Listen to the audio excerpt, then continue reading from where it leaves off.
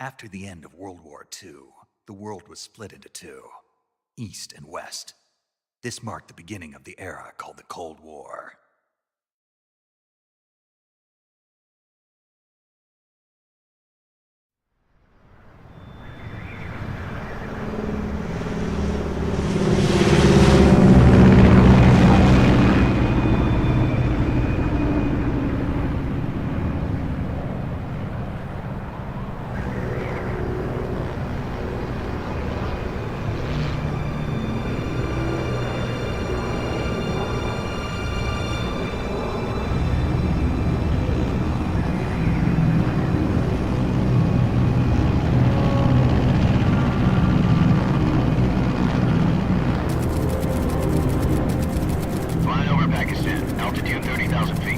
Approaching Soviet airspace. 20 minutes to drop off. Commencing internal depressurization. Equipment check. Arm main parachute. All right. You ready to go? Drop zone still showing a high pressure mass. Cav okay. Good. We've got high visibility.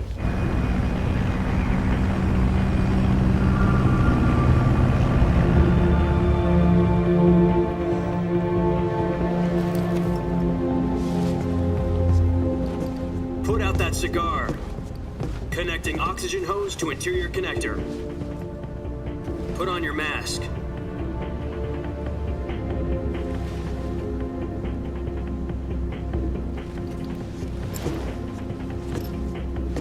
Does this panty waste know what he's doing? Approaching release point. 10 minutes to drop off. Hey, are you deaf? He said put out the cigar and put on your mask.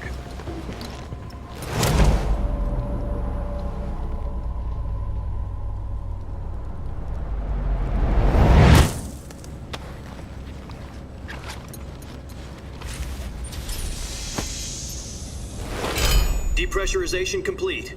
Checking oxygen supply. 6 minutes to drop off. Opening rear hatch.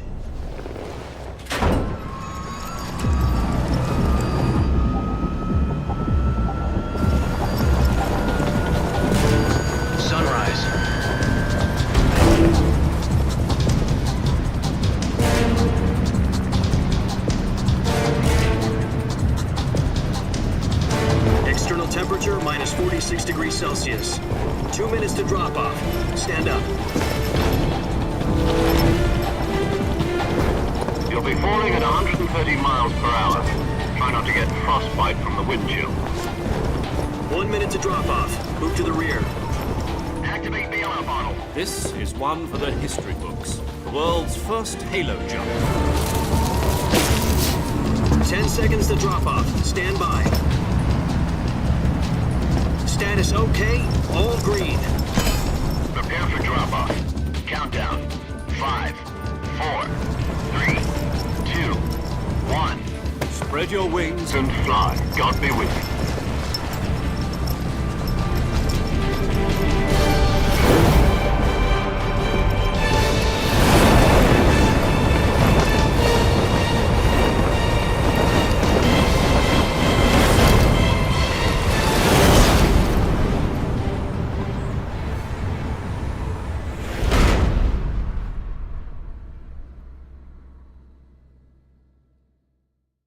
Jack, I've got some important news.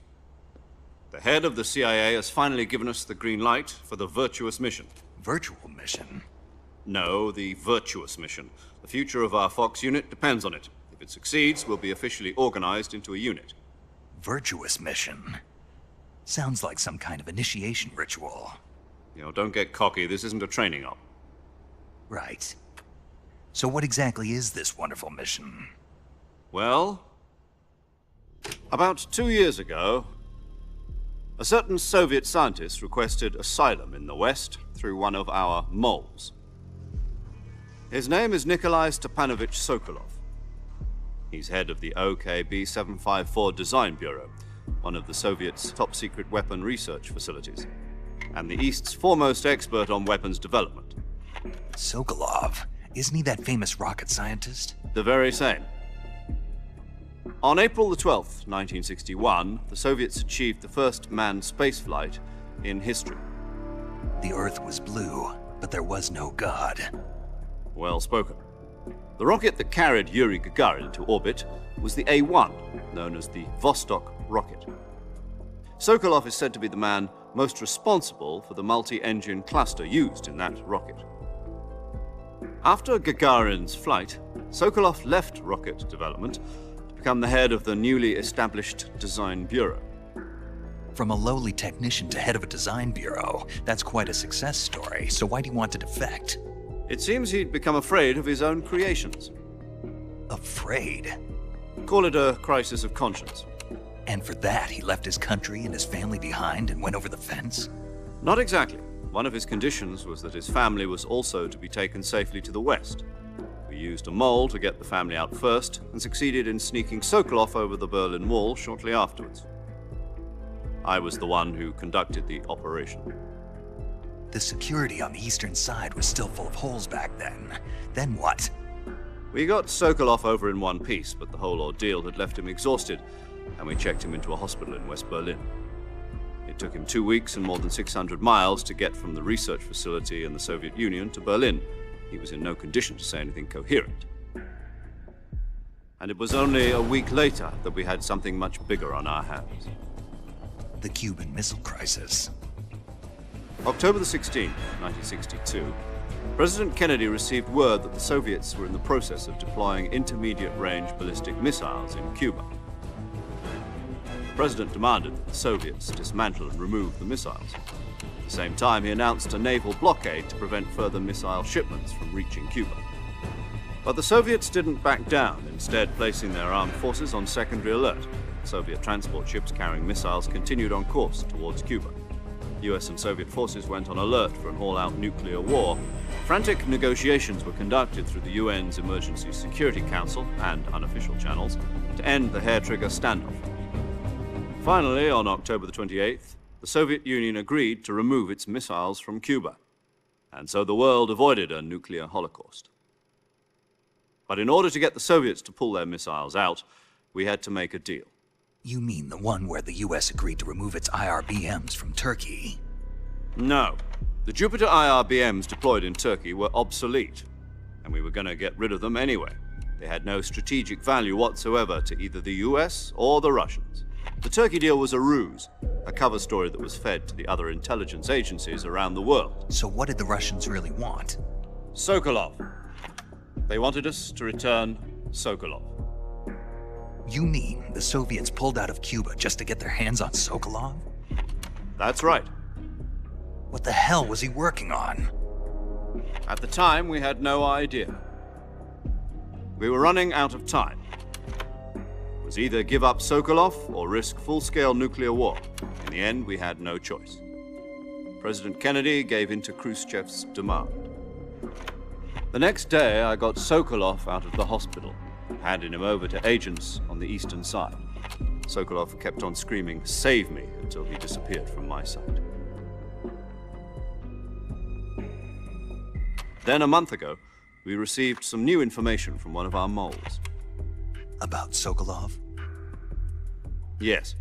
He was taken back to the research facility and forced to continue working on the weapon in question under KGB supervision. What's more, it's on the verge of completion. So what kind of weapon is it? Something to do with space rockets?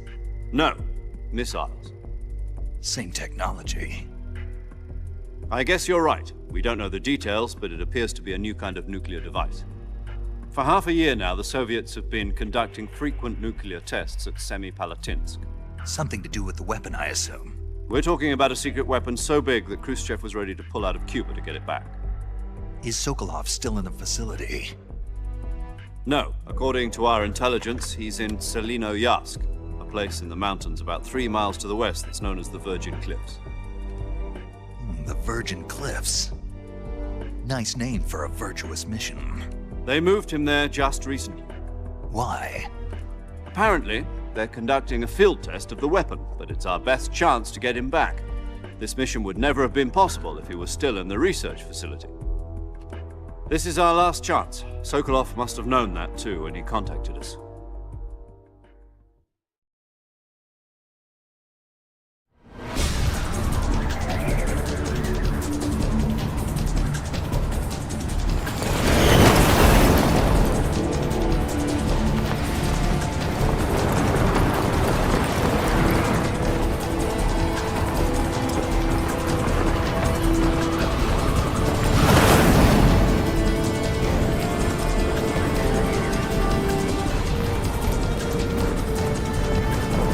Listen up, Jack. Your mission is to infiltrate Selino-Yarsk in the Soviet mountains, ensure the safety of Sokolov, and bring him back to the West.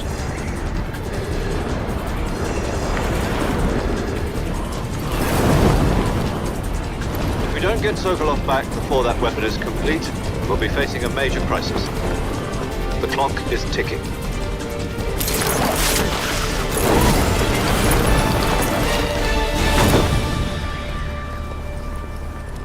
Once we've confirmed the rescue of Sokolov, stand by at the recovery point. A recovery balloon will be dropped at that point. Helium will be pumped into the balloon to inflate it. The process takes about 20 minutes. Once it's complete, the gunship's arm will latch onto the balloon and pull it up. The Fulton surface-to-air recovery system. I'm familiar with the theory. Take it easy. It's been combat proven. Do you think Sokolov is up to it? The shock will be less than during a parachute jump, and the arm can handle up to 500 pounds. So you're planning on going over the border in a single combat Talon? She's equipped with 2 6-barrel 20mm Vulcan cannons, as well as 2 40mm machine guns. Sounds like she could hold her own against a battalion of tanks. Even with the fuel in the reserve tank, we're facing a 4-hour time limit. If all goes well, it shouldn't take more than a few hours. Home in time for dinner. But if anything goes wrong, you'll be eating dinner, breakfast, and all the rest of your meals in the jungle.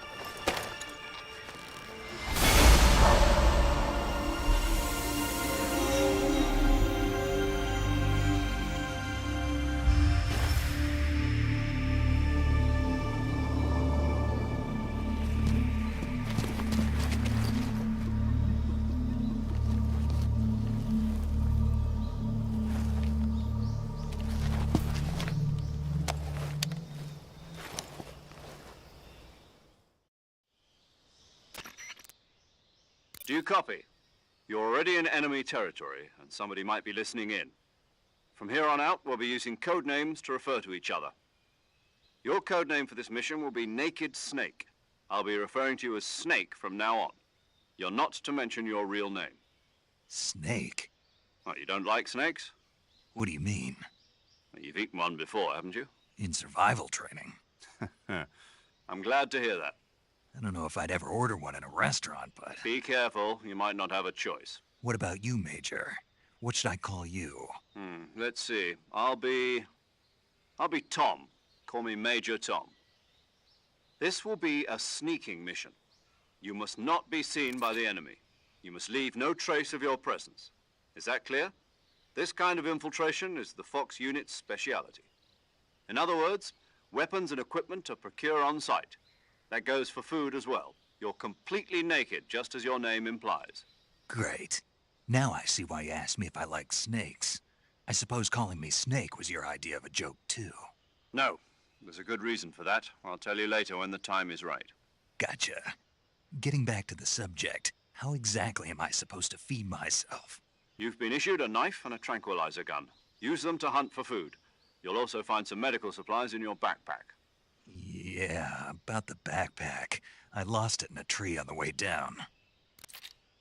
I see. Well, you'd better go back and get it then. You know where it is? No problem. I can see it from here. It's stuck on a branch. To climb a tree, stand in front of a tree that's covered in ivy and press the action button. I'll be monitoring your progress over the radio. We can't risk violating Soviet airspace, but I'll be in the gunship. My frequency is 140.85. I'll give you a call if I need to talk to you. If you need to talk to me, use the send function. Okay, Snake, go get your backpack.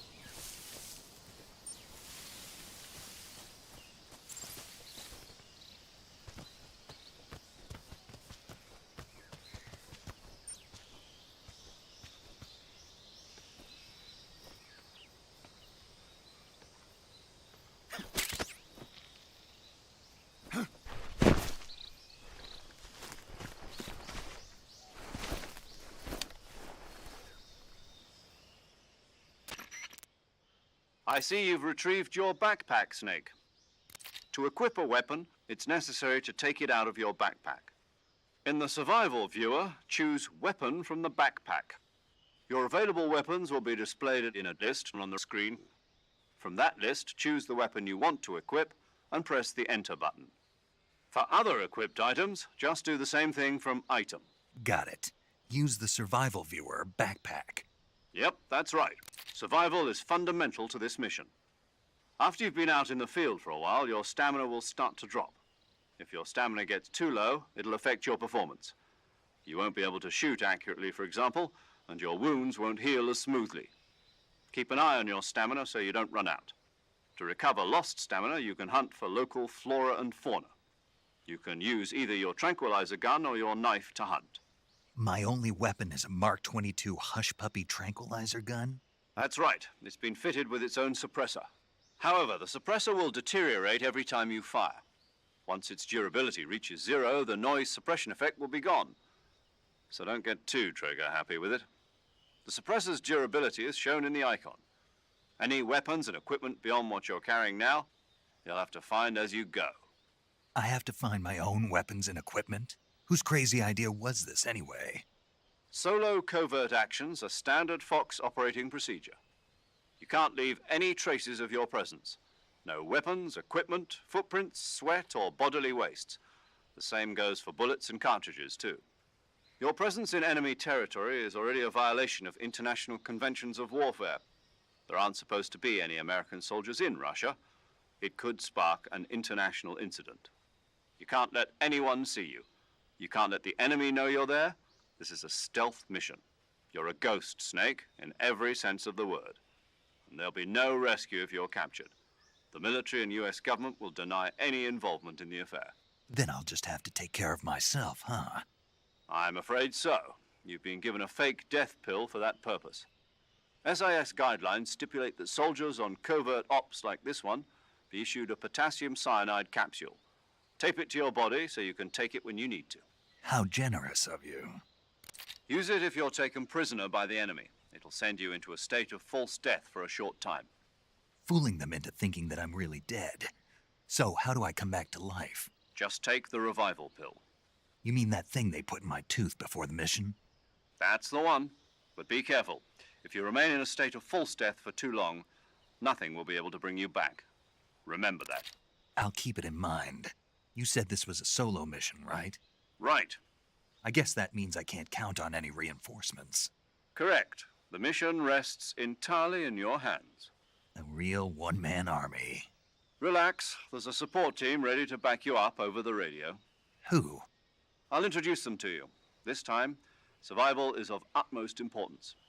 The first member of the support team will be in charge of monitoring your physical condition, acting as a medic, so to speak, as well as recording your mission data.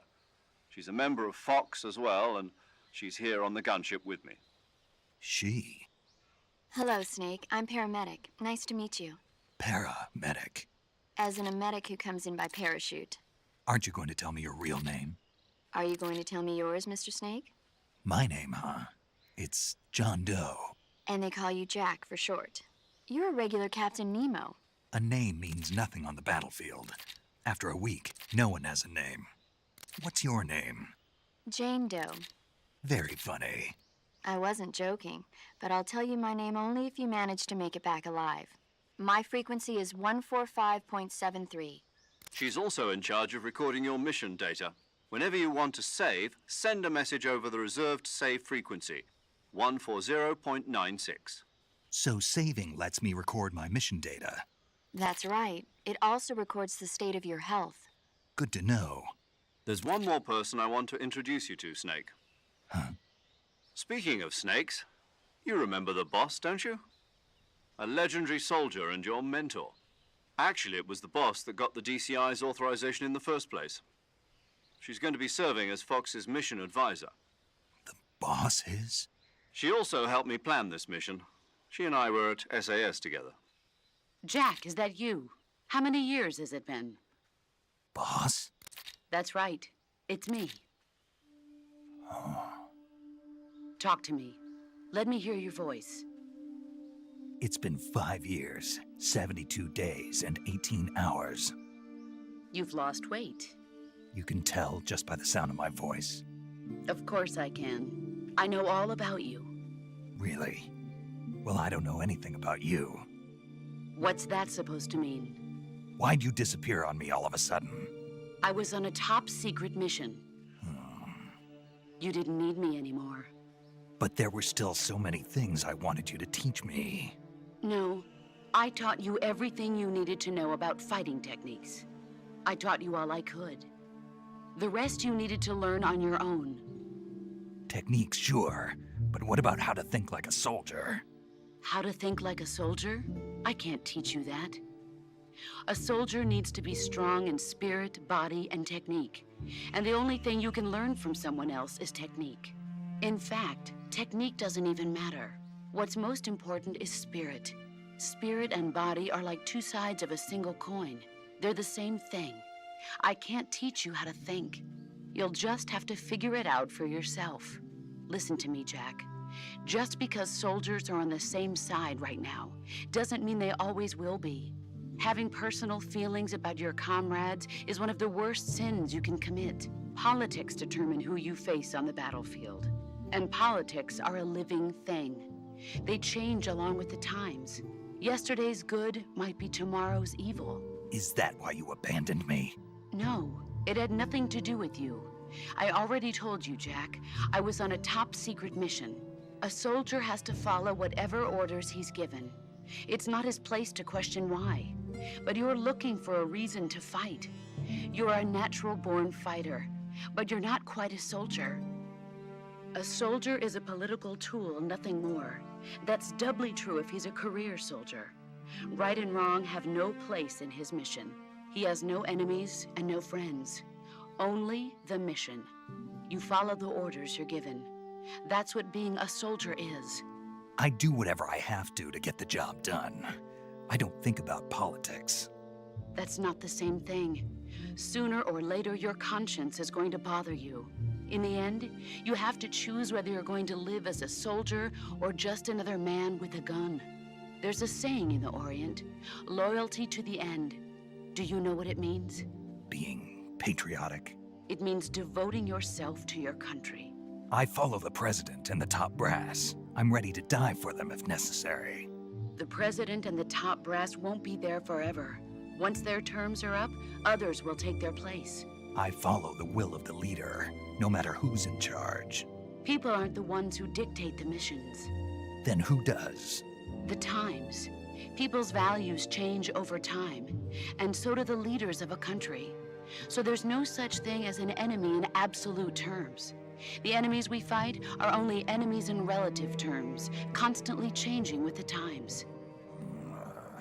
As long as we have loyalty to the end, there's no point in believing in anything, even in those we love. And that's the way a soldier's supposed to think? The only thing we can believe in with absolute certainty is the mission, Jack. All right, but do me a favor. What is it? Call me Snake. Snake. Oh, right. Your code name is Snake. It suits you well. That's right. The legendary unit that the boss put together during World War II was a snake. The Cobra unit, a group of heroes that brought the war to an end and saved the world. As long as you've got a legendary hero backing you up, you'll be fine. Isn't that right, Snake? Yeah, I can't think of anyone else I'd rather have with me. Oh, and one more thing, boss.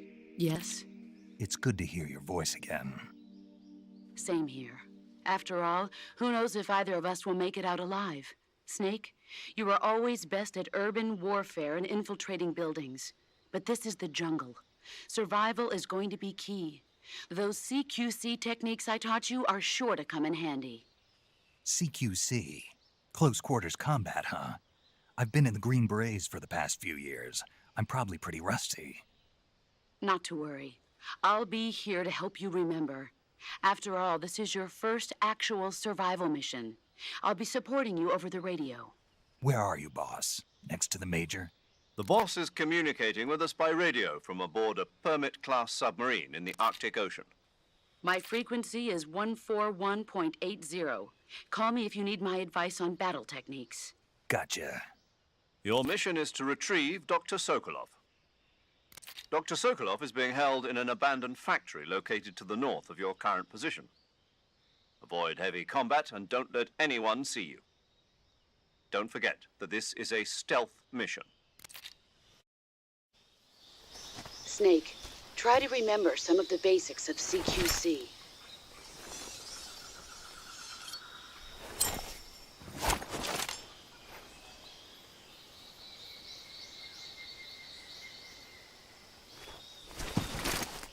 Commencing virtuous mission now.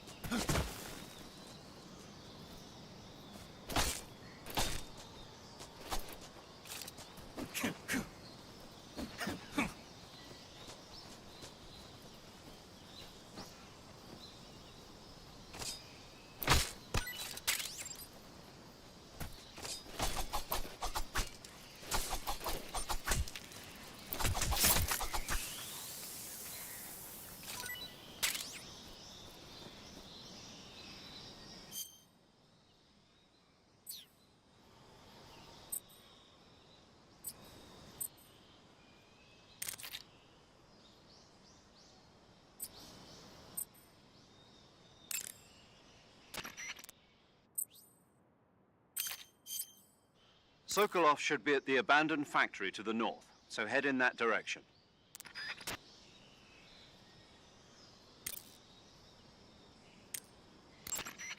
I see you caught yourself a reticulated python. The reticulated python is said to be the longest snake in the world. The biggest ones can grow up to 10 meters in length.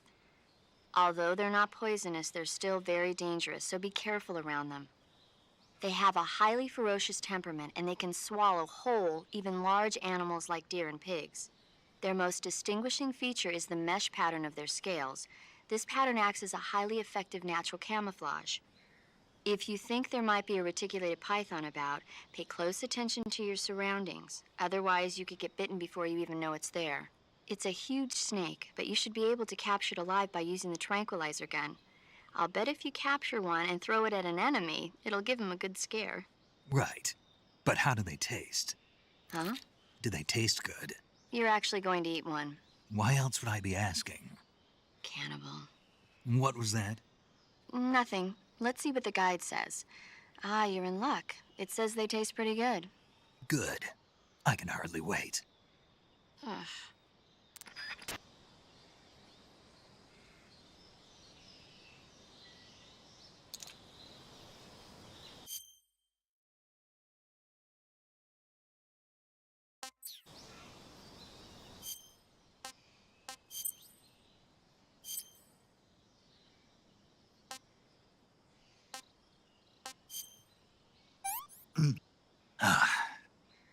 Tasty.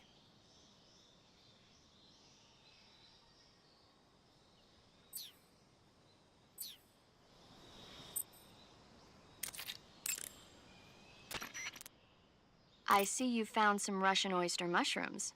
The Russian oyster mushroom is an edible variety that belongs to the shimeji family. It's known to be particularly rich in vitamin B1 and niacin. Apparently, it's usually found growing on tree stumps and hollow logs, so look there if you want to eat some.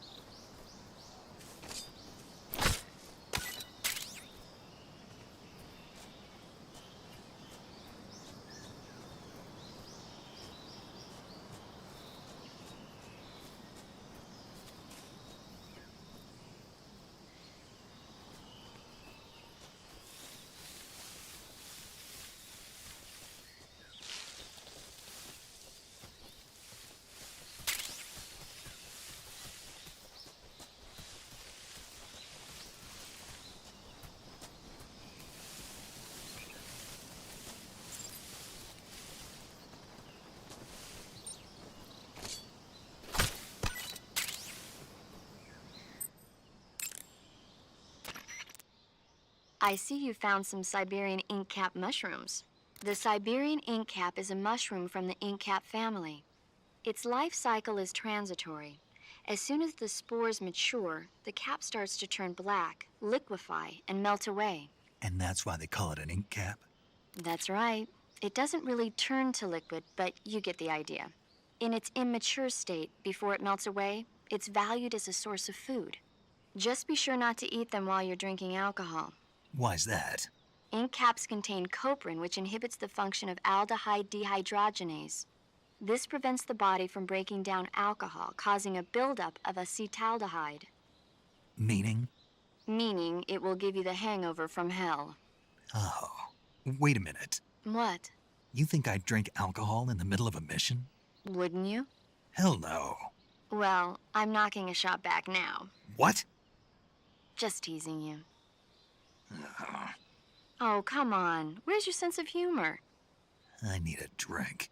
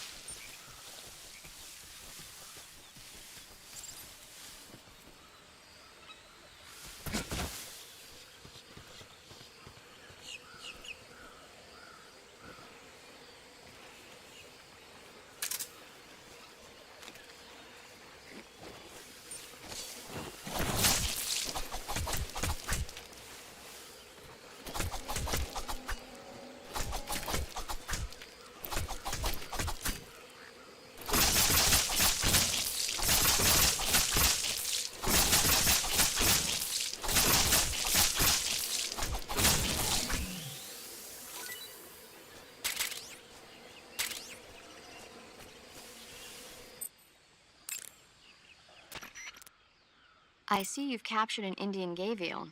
The Indian gavial is a crocodile that originally lived in freshwater regions in India and Nepal.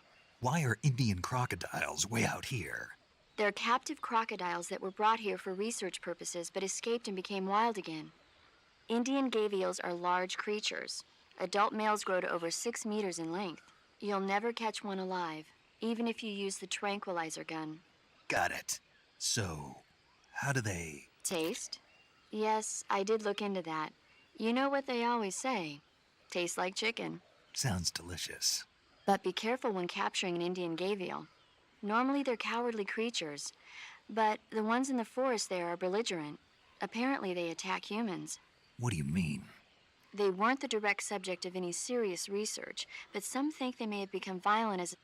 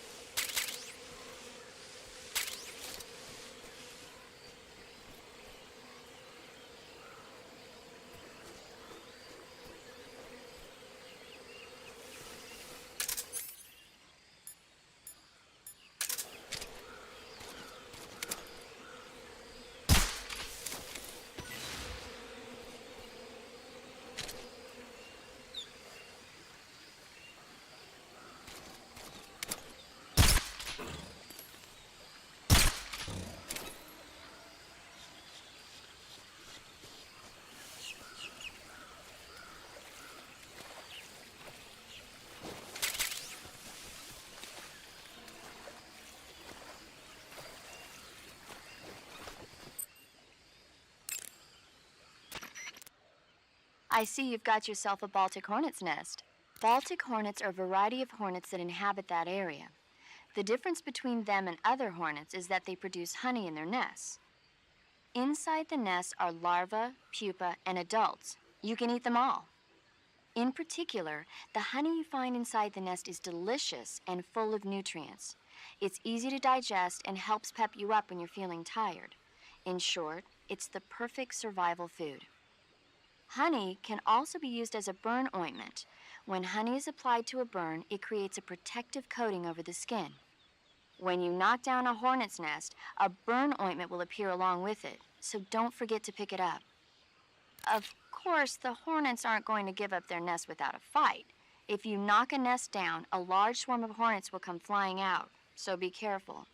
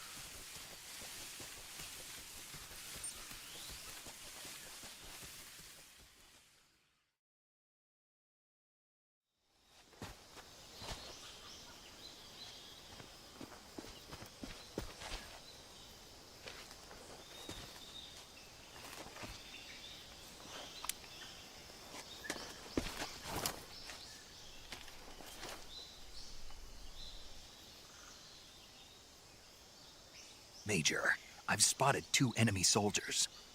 They're probably KGB troops sent to guard Sokolov. AK-47s and grenades.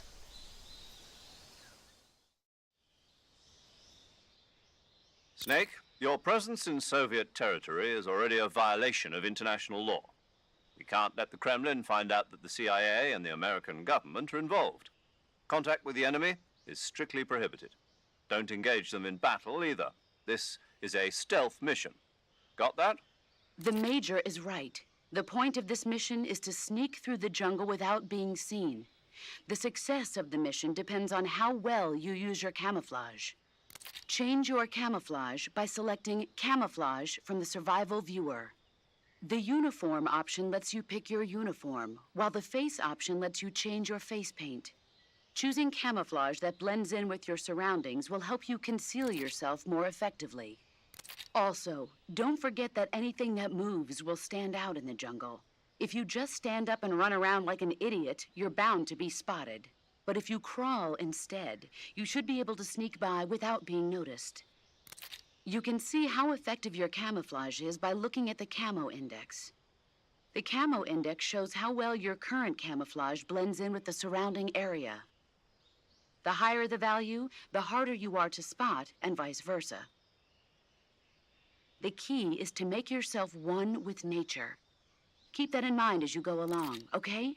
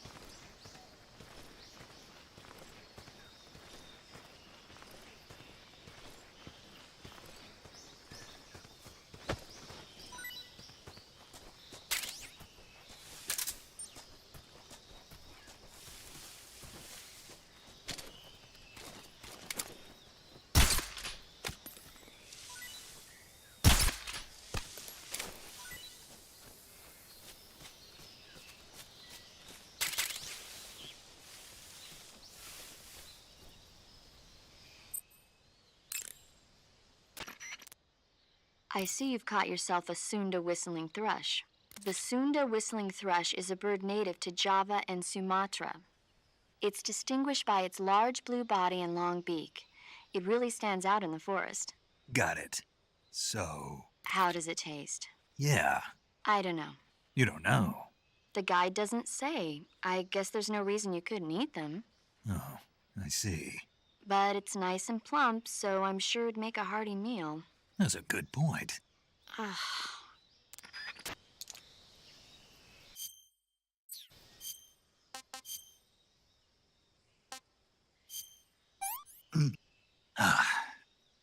Pretty tasty.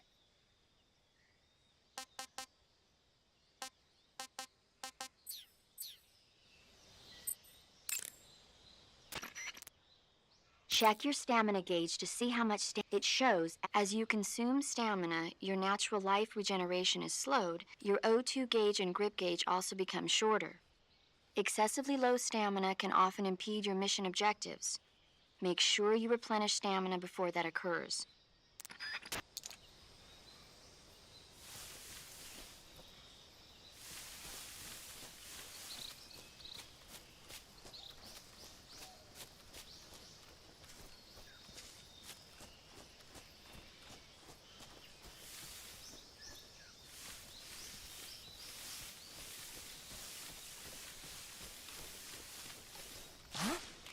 What was that?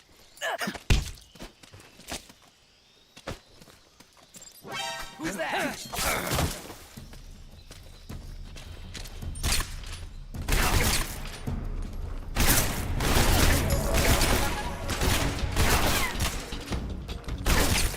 HQ, respond. This is HQ. Patrol here. Enemy sighted. Requesting backup. Acknowledged. Sending reinforcements.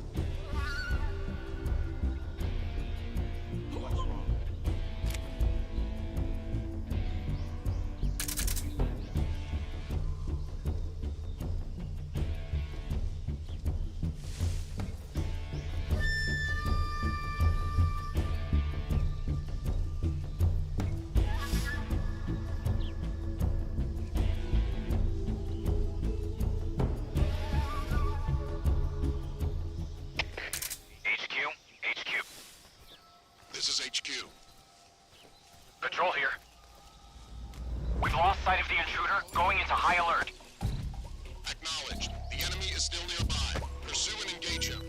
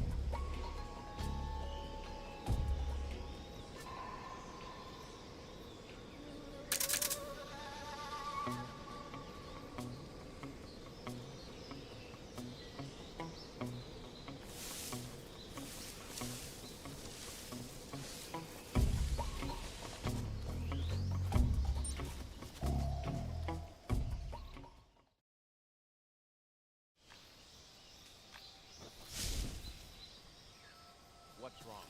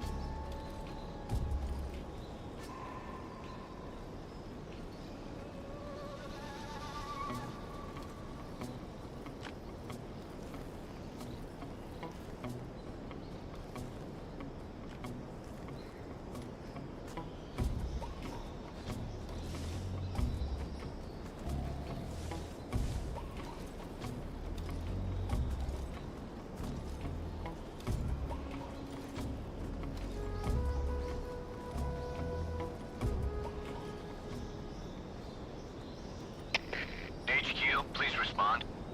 This is HQ. Patrol here. The situation is normal. Understood. Return to your position.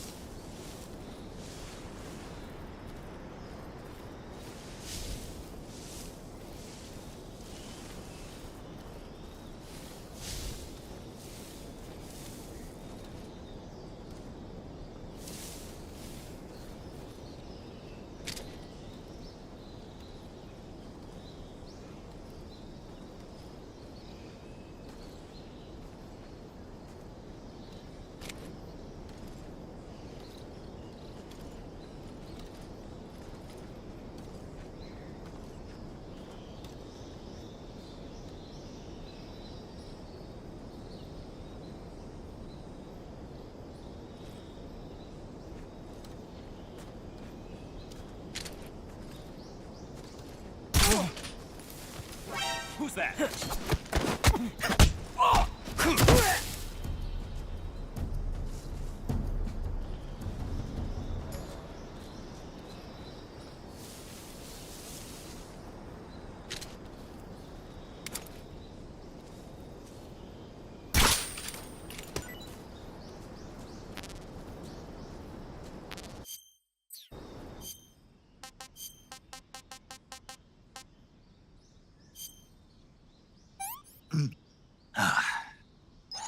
Not too bad.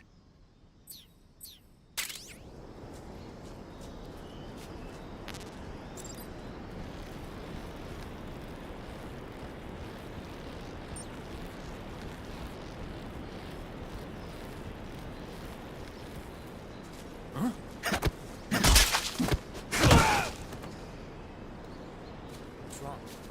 Who's that?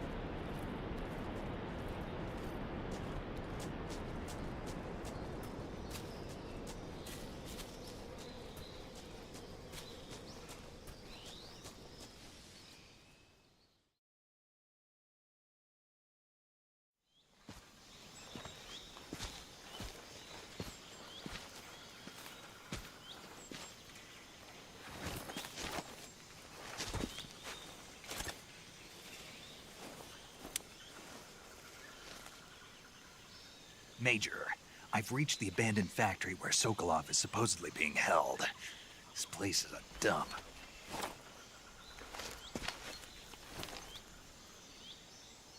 I can't see Sokolov from here. The security is pretty tight. There are sentries posted around the perimeter. I wonder how many are inside.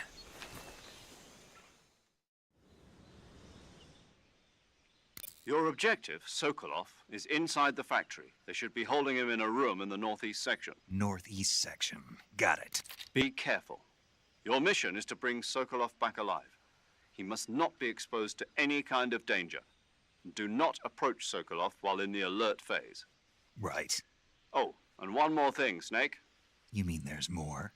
No, it's just that when you get to Sokolov, I want you to tell him something from me. And that is? Sorry for being so late.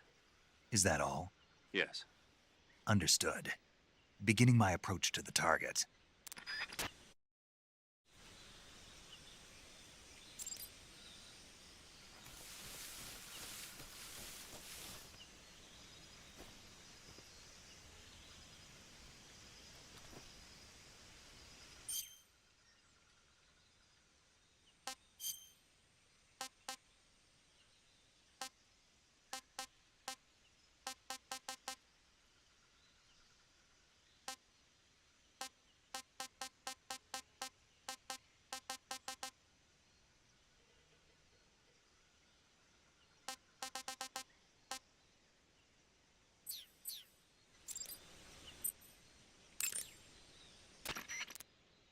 I see you found a Yabloko Maloko.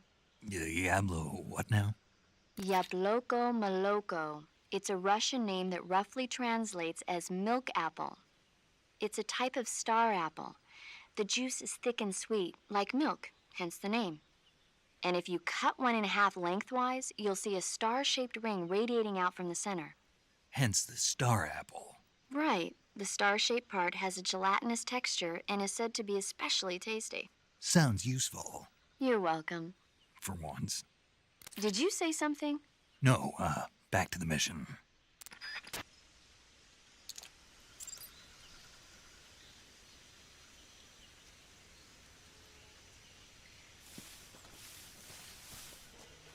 think I saw something.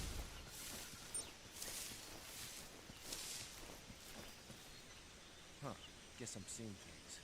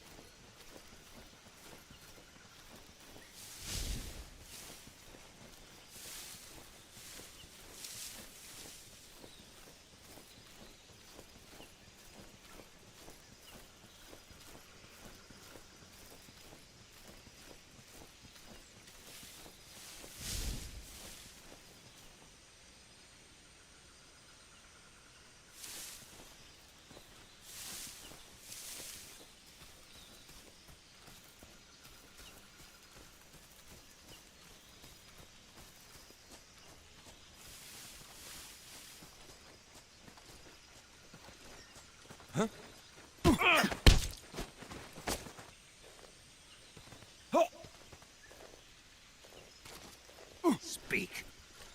I'm not talking. Answer me. Let go of me. Speak. I'm not talking.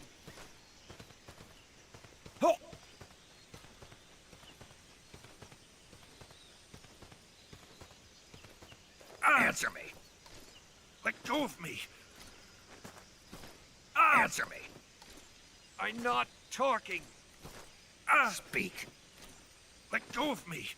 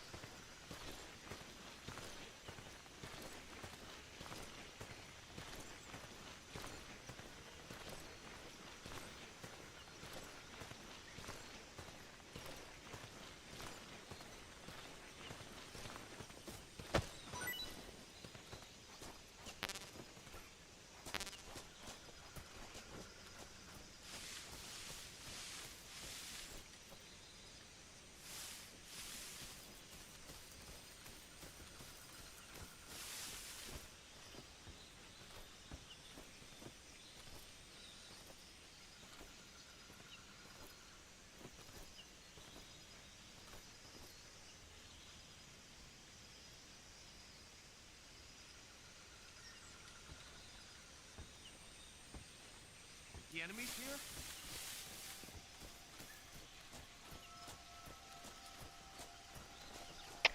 HQ, please respond. This is HQ.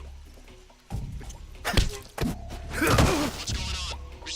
going on? under attack? What's wrong?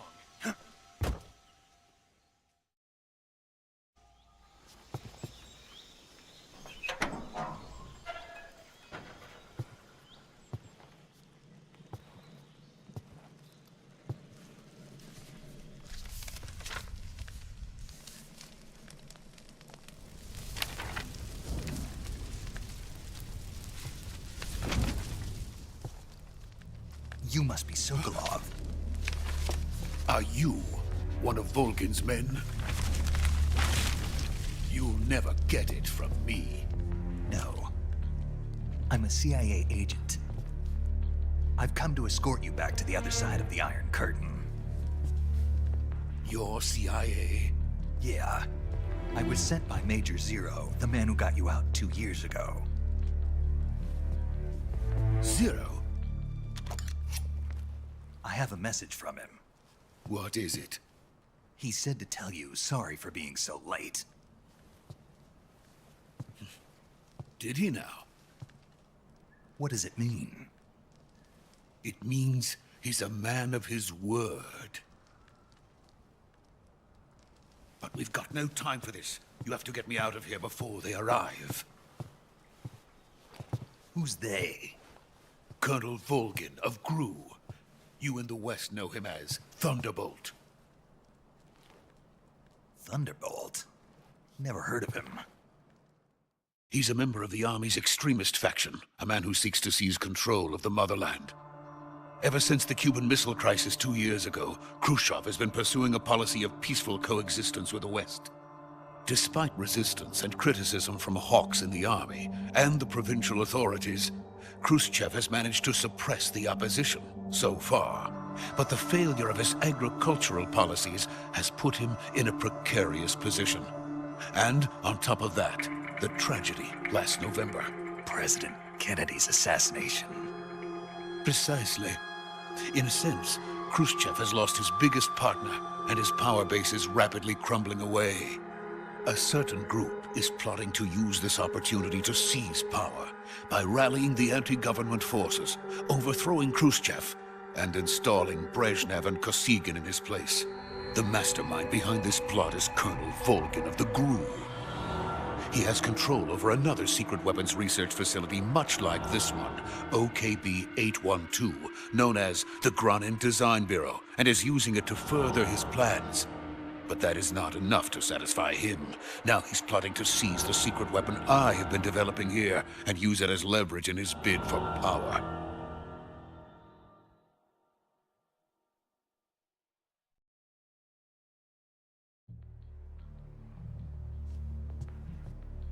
The intelligence says that they are going to make their move during the test. Then, the soldiers outside. Exactly. They wouldn't need that many men just to keep me inside. Their orders were to prevent Colonel Volgin from capturing me. Even if it meant killing me in the process, or so it would seem.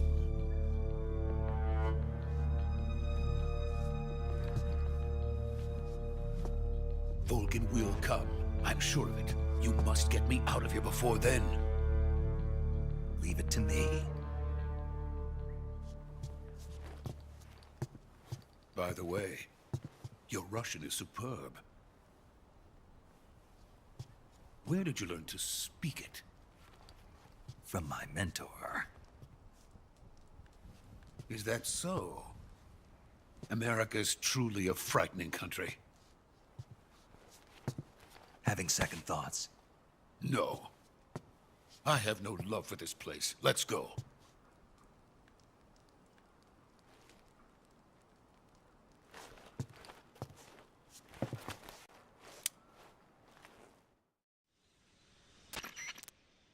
Major, this is Snake. Sokolov is safe with me. He's doing fine. No injuries. Good work, Snake. Now hurry up and get Sokolov to the recovery point. We'll rendezvous with you there. Roger. What about the sentries? I managed to get past them. I see. What about the boss? We lost contact with the boss some time ago. What happened? It's probably just a weak signal. Just hurry and get Sokolov out of there.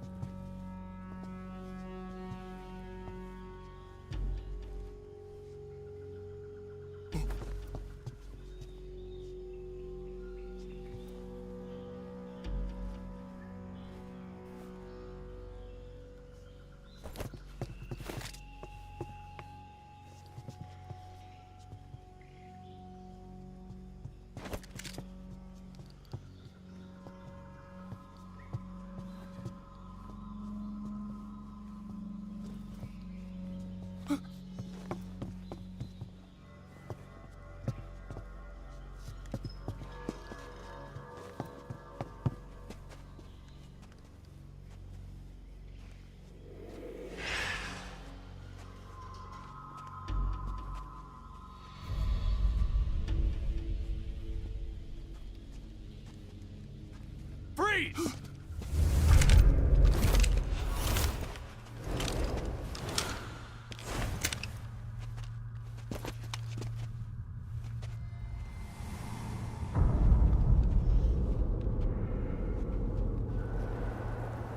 So this is the legendary boss. Huh?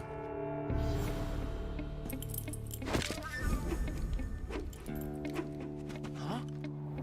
We meet at last.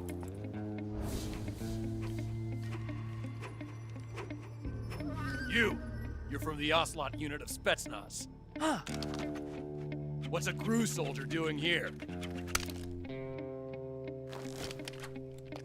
Soldier?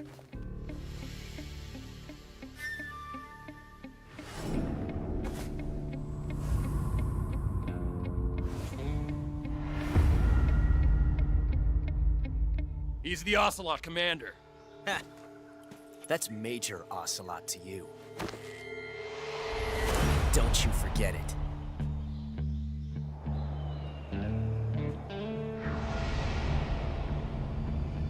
Sokolov is ours. Now get out of here. And Ocelot never lets his prey escape. What?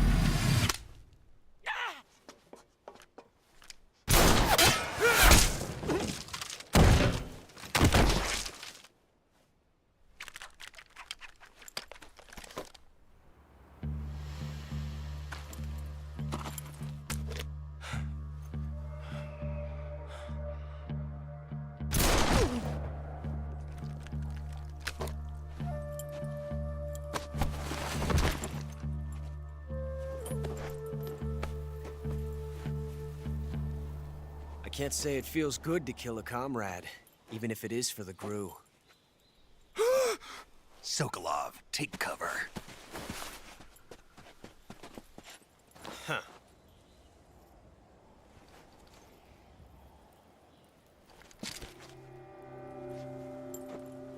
Huh.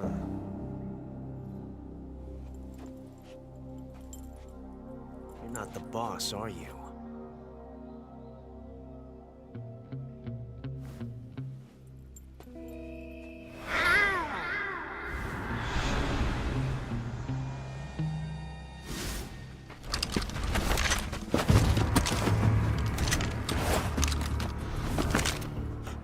Operatives?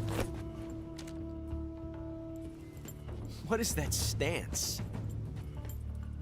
Huh. That gun.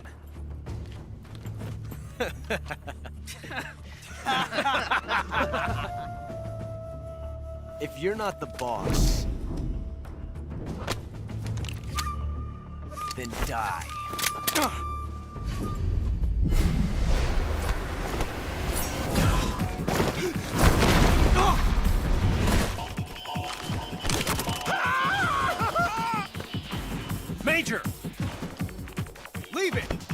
other one!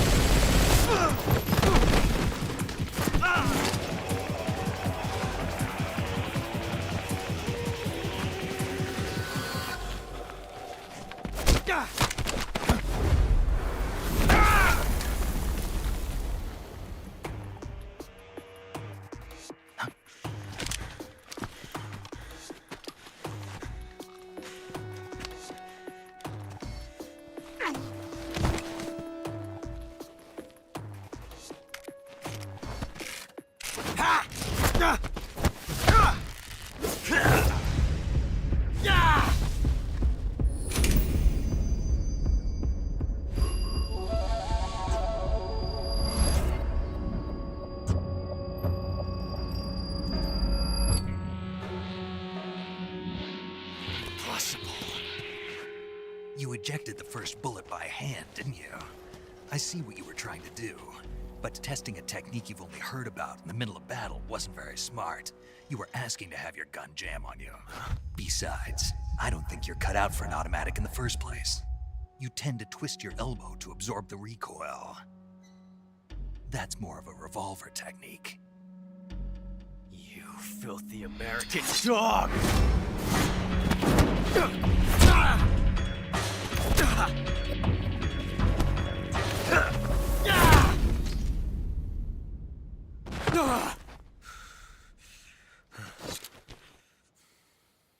But that was some fancy shooting. You're pretty good. Pretty good.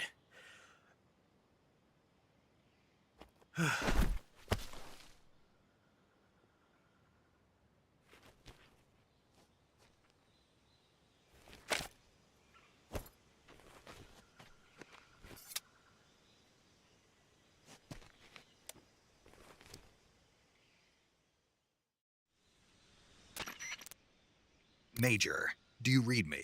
I read you. Snake, you all right? I've run into a few snags. These guys were after Sokolov too.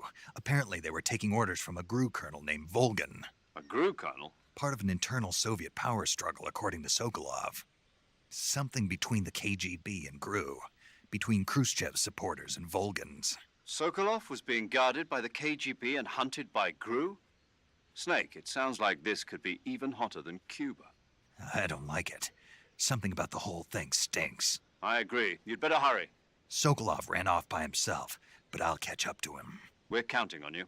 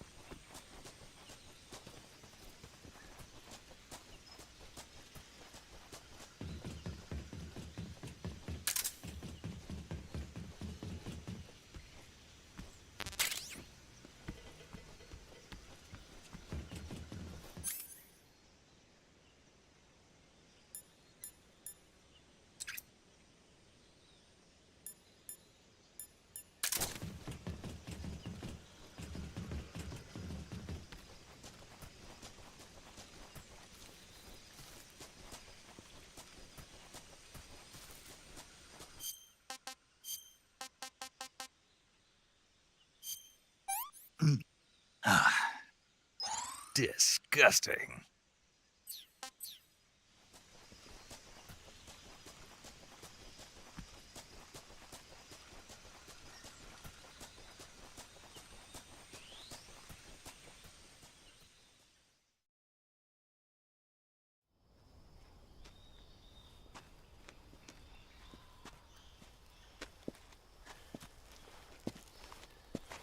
You okay? Those men were from the Ocelot unit. Spetsnaz? Yes. The best crew has to offer. They're coming for me. I'm finished. Calm down. I'll get you out of here, I promise. And we've got some of the best backup we could ask for. Look.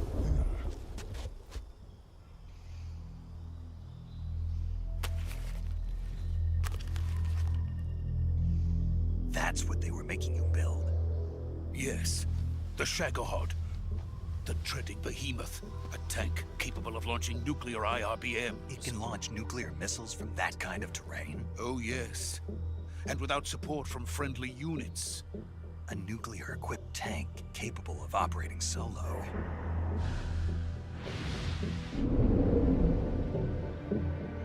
Is that thing finished? No, this is only the end of Phase 1. It won't be truly finished until we complete Phase 2. Phase 2? The weapon's true form. If it is completed and the Colonel gets his hands on it, it will mean the end of the Cold War. The end of the Cold War? Yes. And then the Age of Fear will truly begin. A world war? I had no choice but to cooperate. I didn't want to die. I wanted to see my wife and child again in America. Please, take me to America, quickly. They cannot complete it without my help. Got it. Let's go.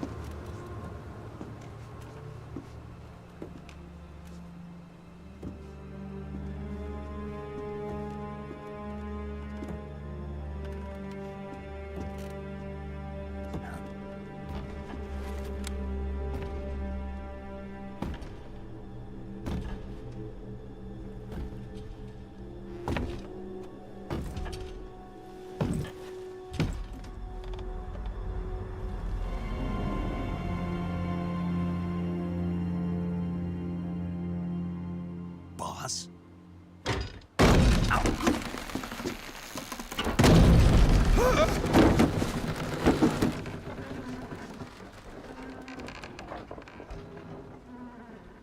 Good work, Jack.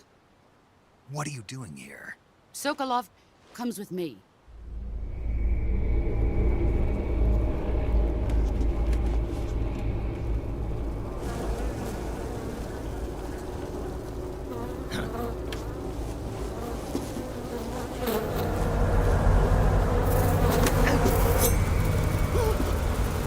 Hornets?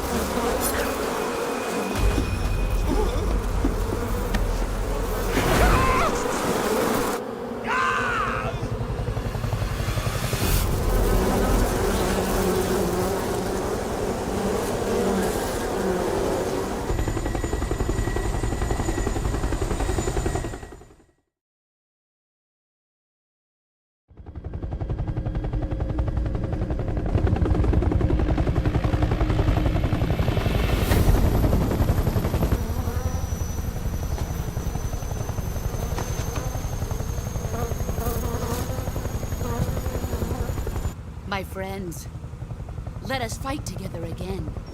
I have waited long for this day. We will fight with you once more. Welcome back. boss. Now that all 5 of us are together, it's time we go to the depths of hell itself.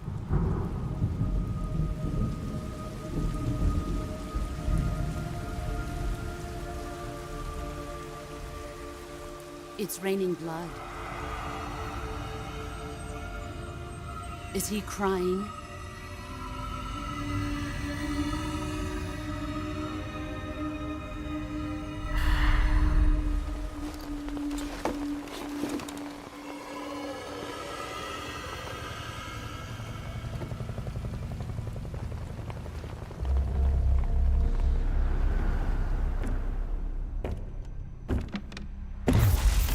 Kuwabara, Kuwabara.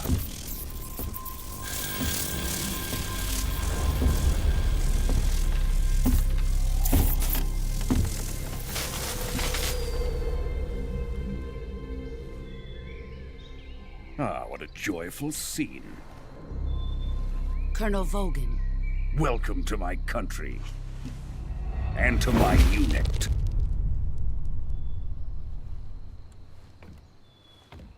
Boss, what is this? I'm defecting to the Soviet Union. Sokolov is a little gift from my new hosts. Recoilless nuclear warheads.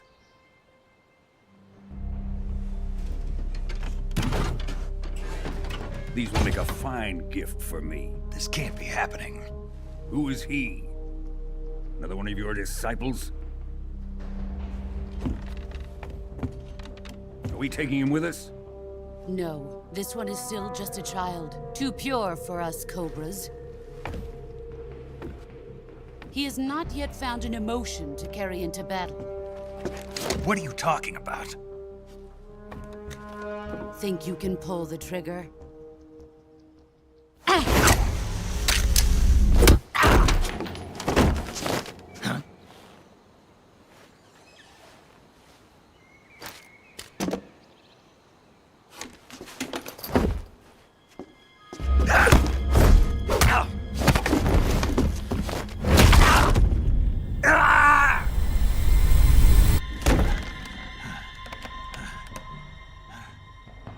He's seen my face. We can't let him live.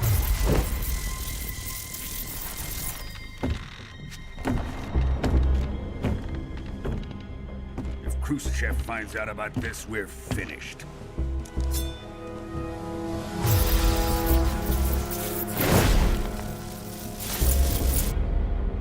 He must die. Wait.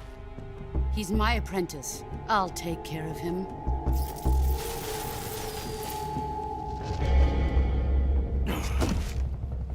Jack, you can't come with us.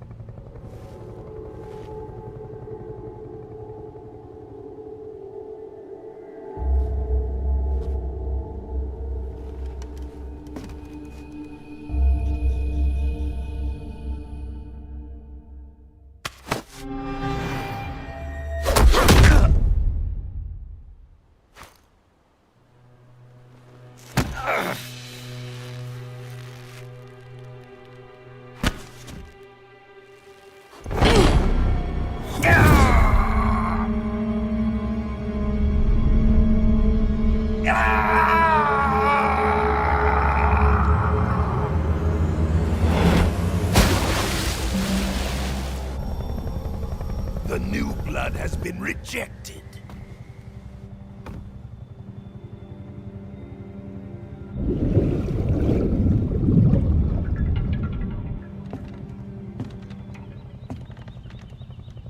Are we done here?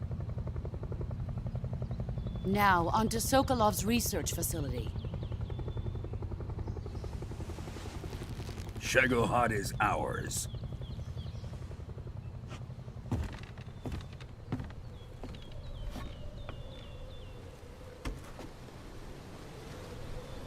Drift away. My place is with them now.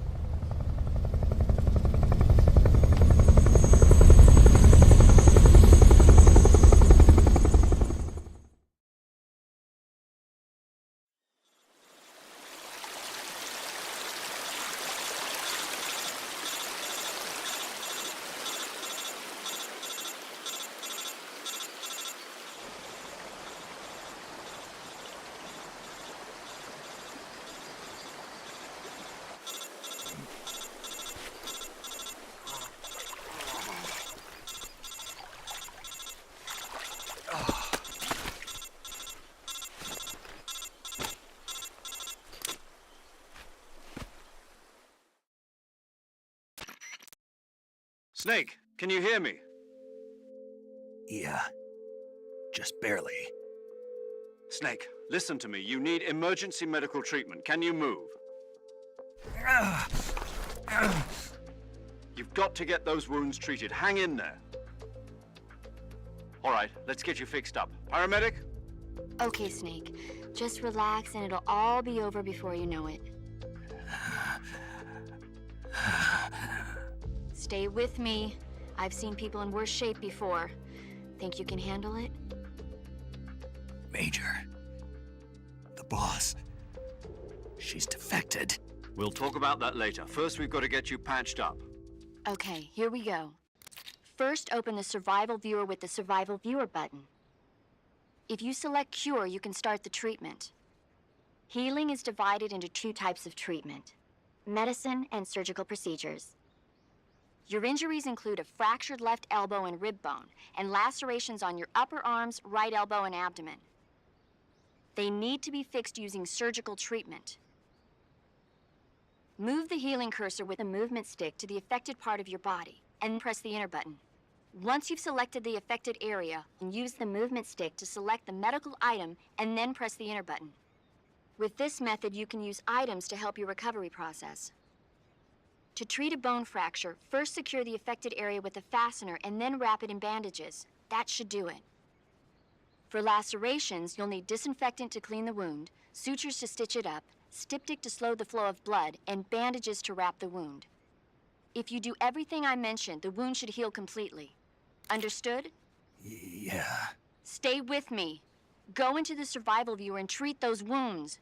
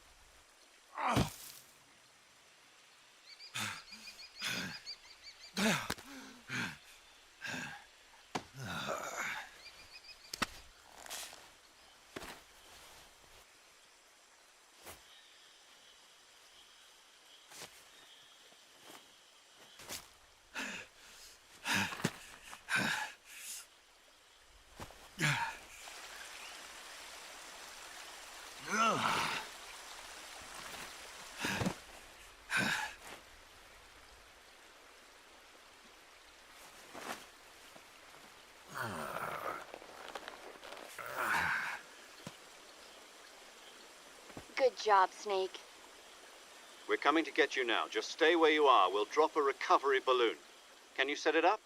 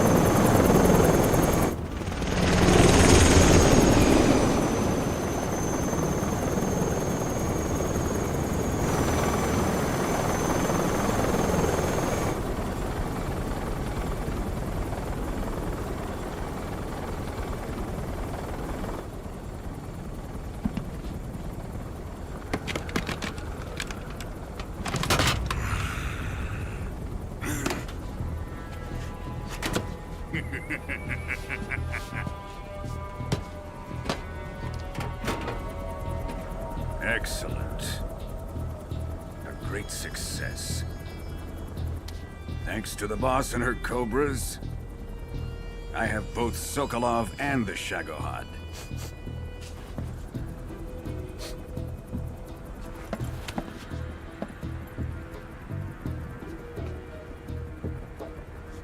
What are we going to do with the girl? Who is she? Apparently she's Sokolov's woman.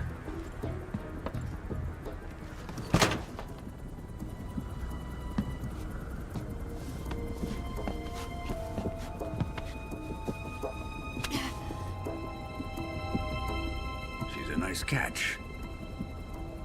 I'll take her. Not so fast, my dear.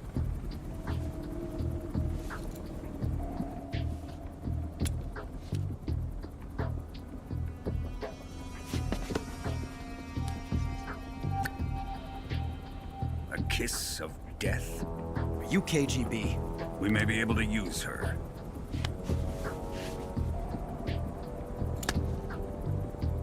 She has spunk.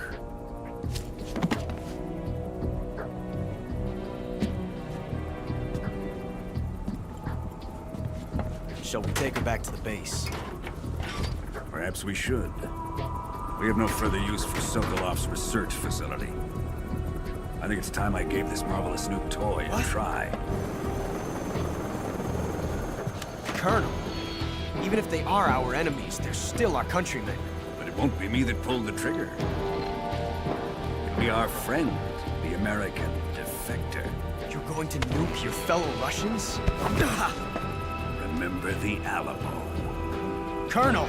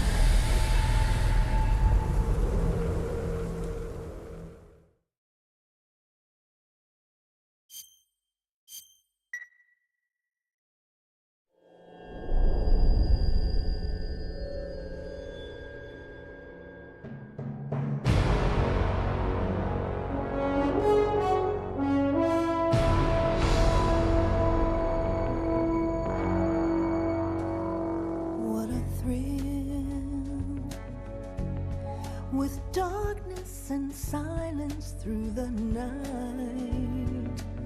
What a thrill. I'm searching and I'll melt into you. What a fear in my heart, but you're so supreme. I give my not for honor, but for you. In my time, there'll be no one else.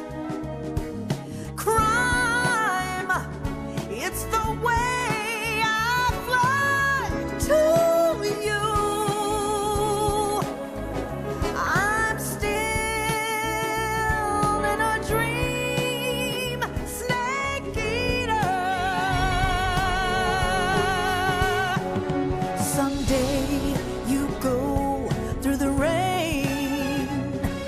Someday you'll feed on a tree frog. This ordeal, the trial to survive. For the day we see new light.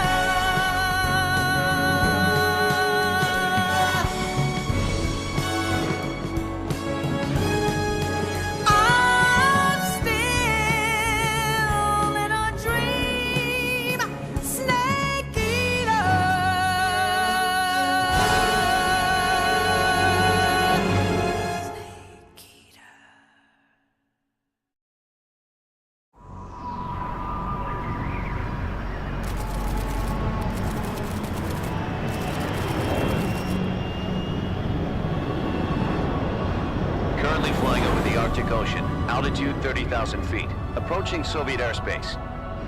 Arriving at the designated drone launch point. Drone oil pressure and voltage are nominal. Payload oxygen supply is nominal. Power supply to payload antifreeze system shows no problems. No gusts. All systems go for drone detachment. Snake, we can't risk a halo jump this time around. Airspace security has gotten tighter since we were last here. We can't get as close to the ground as we did during the Virtuous mission. So instead, we'll be using one of our newest weapons. Snake, you're being given an honor on par with Alan Shepard. This is our last chance. Show your patriotism. If you fail, you'll be back in a hospital bed again, waiting for the firing squad.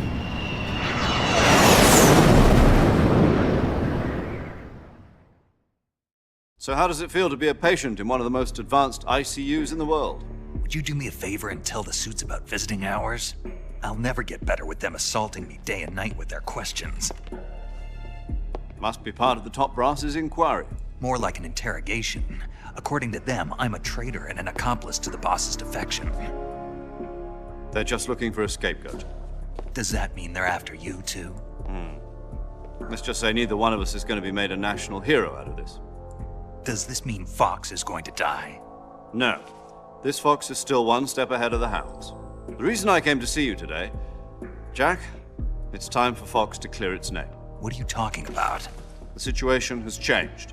We've still got a chance to come out of this one alive. Yeah, what kind of chance? Don't get too excited. Here, have a cigar. It's Cuban.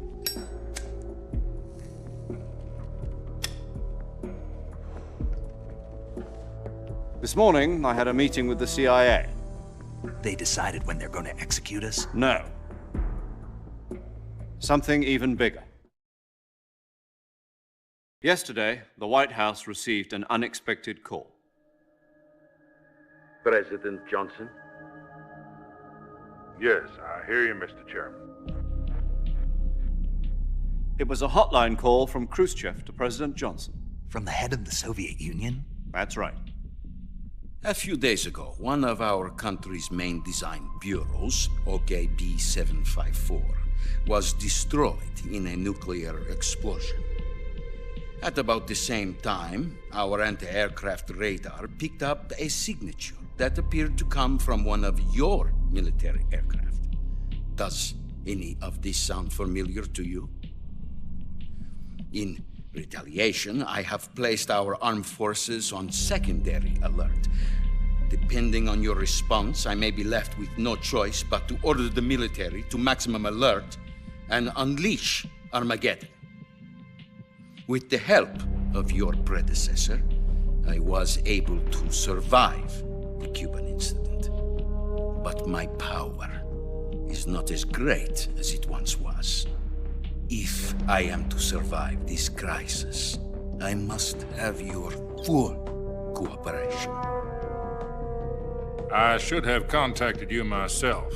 Did you know that one of our soldiers defected to your country a week ago? No. So you haven't heard then? The man who arranged the defection was a GRU colonel by the name of Yevgeny Borosovich Volgin. Volgin? Of the Brezhnev faction. Go on. Who is the soldier? Her name is the Boss. She's a living legend. During World War II, she was the one who led us to victory in that war. In Russia, you know her as Voyevoda. You mean the Boss? The mother of your special forces? Yes, that's the one. And she took 2 miniature nuclear shells along with her. The Boss took 2 miniature nuclear shells? I'm afraid so. I believe they were a gift for her new hosts. The Davy Crockett Atomic Battle Group delivery system was completed 2 years ago. But serious problems were found with the launcher's range and precision. Although they were mass-produced, they've never been deployed in battle. But Sokolov's research facility was completely wiped out. The whole area is polluted. I can only offer you my deepest condolences over this terrible tragedy. So, the boss, with Colonel Volgin's help, stole 2 experimental nuclear shells and took them with her as gift when she defected. Then, shortly thereafter, Sokolov's design lab, a top-secret military research facility, was destroyed by one of these weapons. Am I right so far? Yes, that's correct. And the American government denies any involvement in the affair. Is that right as well? That's correct. We were not involved in any way. Then what was a U.S. military aircraft doing on our radar screen? It was clearly in a violation of our airspace. And yet you say it was not acting under your orders. That's correct. You expect me to believe that this was all the work of a single soldier? I don't know what else to tell you. The Army insists that this is all a ploy on your part. I've said it once, and I'll say it again. Our government had nothing to do with it.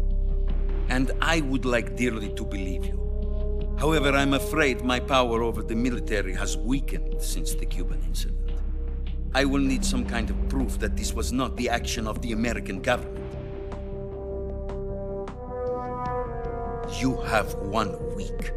You must catch the boss yourselves and recover the remaining nuclear device. Then, you must find some way to prove your innocence. Prove our innocence? Yes, preferably something painful. Prove to me that this is not merely another one of your tricks. The boss should be close to Colonel Volgin. How about a little coaction? I would not expect too much if I were you. The political situation here is unstable. And Colonel Volgin is a member of the Brezhnev faction, which seeks to topple my government. 1 week. You have only 1 week, and if it is not too much to ask, do something about Volgin as well. What is that supposed to mean? Nothing. It means nothing. Call it a modest gentleman's agreement to ensure our continued relationship. What if we can't prove our innocence? Then I will be unable to restrain the military. I will be ousted, and they will seek their revenge. A nuclear attack on the United States? I leave the disposal of this situation entirely to your discretion, Mr. President. Disposal? If you fail, it will mean the beginning of a new world war. To put it simply, in order to avoid a full-scale nuclear conflict, we have to prove that America was not involved in that explosion. And eliminating the boss ourselves will prove America's innocence? Right. The higher-ups have decided that you're the only one capable of pulling this off. You were her last apprentice. Screw this one up, and we'll both be 6 feet under. There's no choice.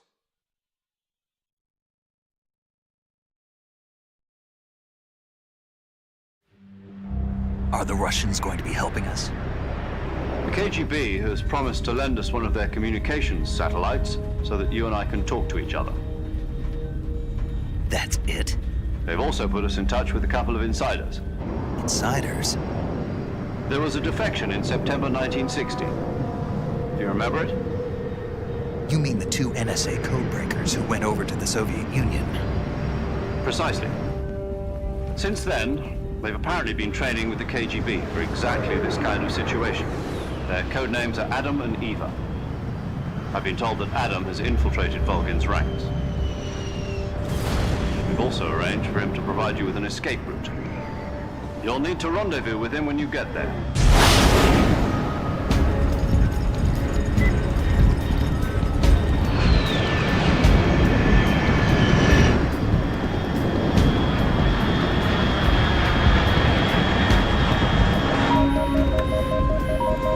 Control, unidentified aircraft detected. Altitude 30,000 feet.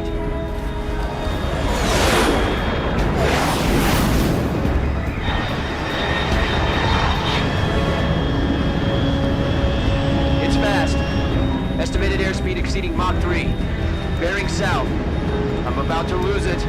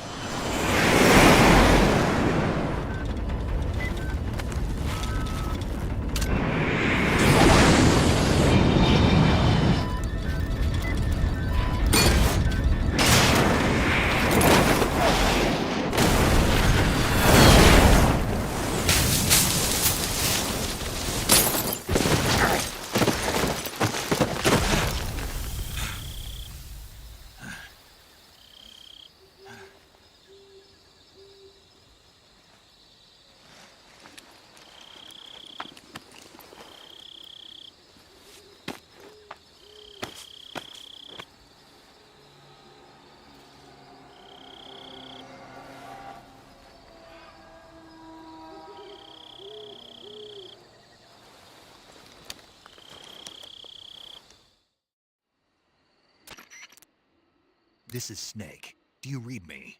Loud and clear. Glad to see you landed safely. I got blown pretty far off target. Snake, let's go over your mission objectives one more time. Rescue Sokolov. Find out what's happened to the Shagohod, then destroy it. And finally, eliminate the boss. Eliminate the boss. This mission will be codenamed Operation Snake Eater. Because I'll be taking on the boss in our Cobra unit, right? Don't forget about Colonel Volgin. I'm not a hired killer. I know, but that was the Kremlin's demand. Demand? You mean it wasn't just a request? What's it to us if the Khrushchev regime is threatened by the Colonel and his faction? If supporting the current regime helps us avoid a nuclear exchange, then that's what we'll do. And what are the CIA's demands? Our priorities are the rescue of Sokolov and the destruction of the Shagohod. Roger that, Major Tom. Hold on, Snake. What now? I'm changing my codename. It turns out Tom wasn't the most auspicious choice. What do you mean? Well, the truth is, when I chose my codename, I picked the wrong one. The wrong one? Did you ever see the movie The Great Escape? It came out last year. Oh, must have missed that one. Anyway, it's based on a true story about prisoners who escaped from a POW camp in Nazi Germany. The prisoners dig 3 tunnels as part of their plan, but the Nazis find 2 of the tunnels before they're finished. The prisoners succeed in escaping by using the last remaining tunnel. The names of those 3 tunnels were Dick, Harry, and Tom. I get it. You used the name of the tunnel they escaped in as your code name because you thought it would bring you good luck. Yes, that's exactly right. At least, that was the plan. But I got the name wrong. The one they escaped in was Harry. Tom was one of the unlucky tunnels. It was discovered by the Nazis before it was finished. I watched the movie again just to make sure. In fact, I even ordered the actual film from the movie company. yeah, it doesn't sound like the greatest name to use. So what should I call you? You know, let's just use Zero, like we've been doing all along. All right then. Major Zero it is. We'll start over from square one. From square 0. My frequency is 140.85. Oh, I almost forgot. Paramedic is with us again on this mission. Is this her last chance too? If we fail, she'll have her medical license revoked. It's more or less the same kind of fate. Her frequency is the same as during the Virtuous mission, 145.73. She'll be recording your mission data as well, just like the last time. That frequency is also the same, 140.96. And there's one more person on your support team. His name is Mr. Sigint. He's an expert on the latest in weapons and equipment technology. You'll be going up against some of the world's most advanced weaponry when you infiltrate the research facility. If you have any questions, just ask him. His frequency is 148.41. Mr. Sigint. Got it. Adam, your KGB contact, is waiting for you at the abandoned factory up ahead. The same factory Sokolov was being held in last week. Yes, meet up with Adam first. He's cleared the way for you to rescue Sokolov. How will I know this Adam guy when I see him? You'll know once you reach the factory. The whole area's been polluted by the fallout from that nuclear blast. No one else would dare come close. The password is, "Who are the Patriots?" and Lali Lule Lo. Lali Lule Lo. Gotcha. You've been equipped with a 45 for this mission. Be careful, it's noisy. I thought standard Fox procedure was procure on-site weapons acquisition. The circumstances are different this time. You're now on an official mission for the United States government. It would be necessary to make your presence known to a certain extent, to the Khrushchev regime at the very least. But remember, this is still a sneaking mission. Snake, if you fail this mission, it will mean an all-out nuclear war. Keep that in mind and proceed with extreme caution. Understood. Commencing Operation Snake Eater.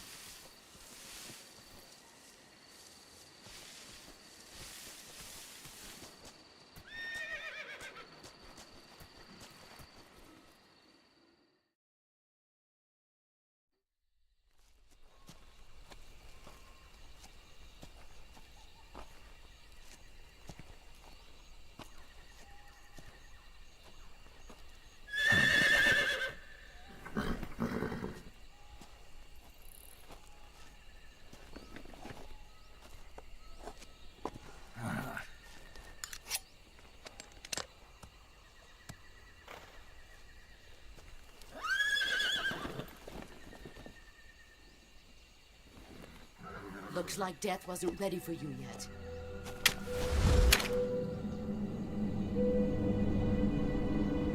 Boss. That arm still hurt?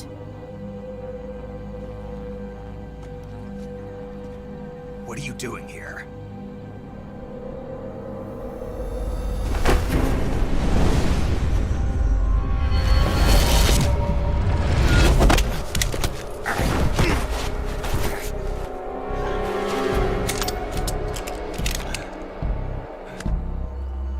Go home.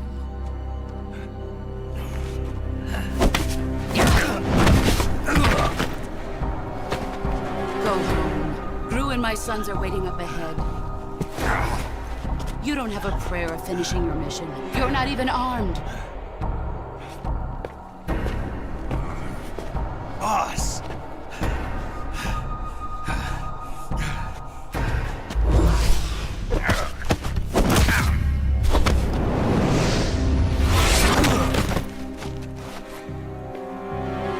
I'm not your boss anymore. There's nothing for you here. Go home. Go back to your boss. There's no need to prove that you are virtuous here. This isn't America.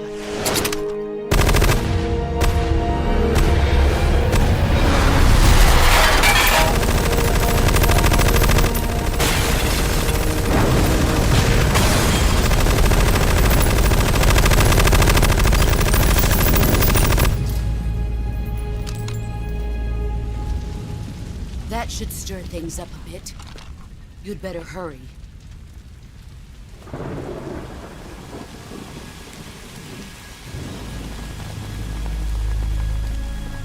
The border is 60 miles south of here. You ought to be able to run that far.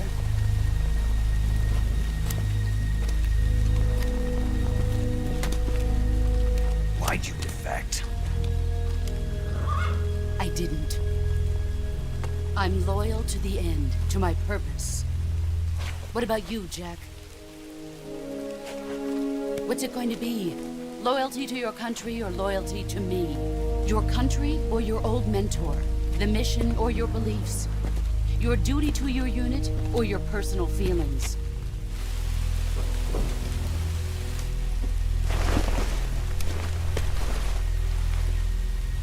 You don't know the truth yet.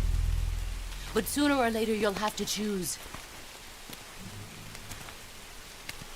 I don't expect you to forgive me.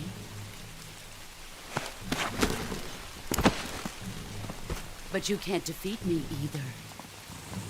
You know me too well.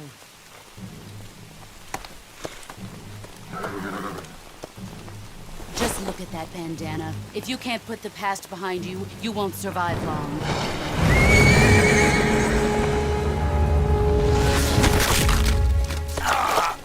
If we meet again, I'll kill you.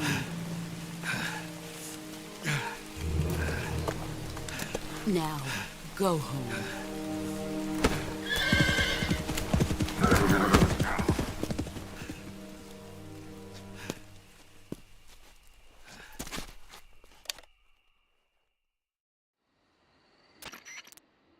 This is Snake. Major Zero. I read you, Snake. I was ambushed by the boss. You were what? The drone's been shot to hell. It's up in flames. That's not good. Enemy scouts are going to come looking for you. Yeah, I know. But what was the boss doing here in the first place? There's got to be a leak somewhere. No, that's impossible. The man the boss is working with, Volgin, isn't exactly on speaking terms with Khrushchev. I lost my gun. The boss destroyed it. Snake, I know how you're feeling. It's hard for me to believe, too, that a legendary hero like the boss would go over to the Russians. That she'd double-cross us like this. But that's how it is, and if you don't accept it, you'll never be able to beat her. That's not the problem. In terms of sheer technique, I'll never be able to beat her. I know that all too well. You've got to do it, Snake. She's your enemy and your objective. Enemy?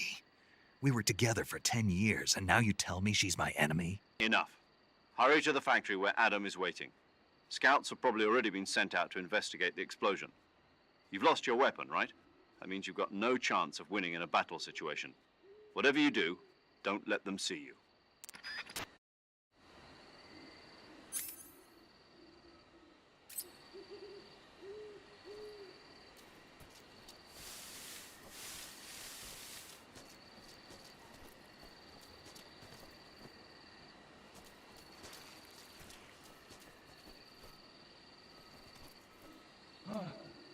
the hell is this? HQ? HQ. This is HQ.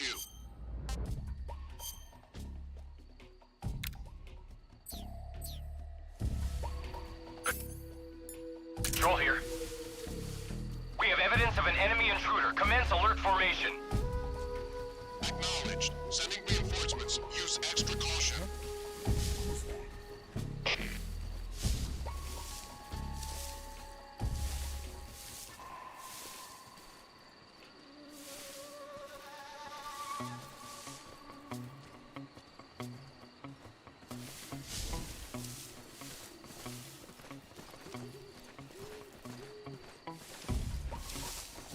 Who's that?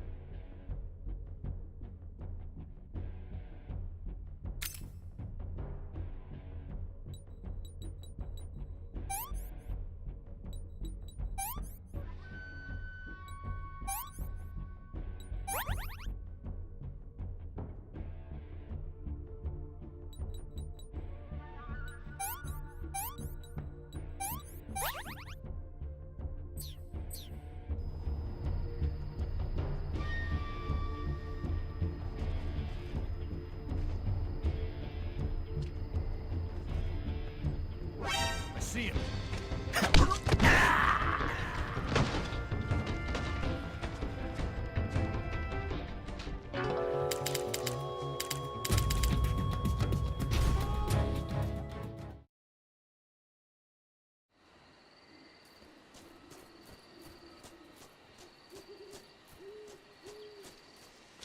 I think I saw something.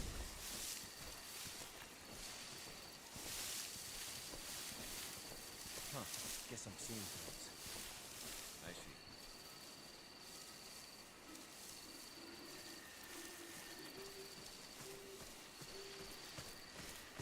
Huh? Who was that? What? Who's that?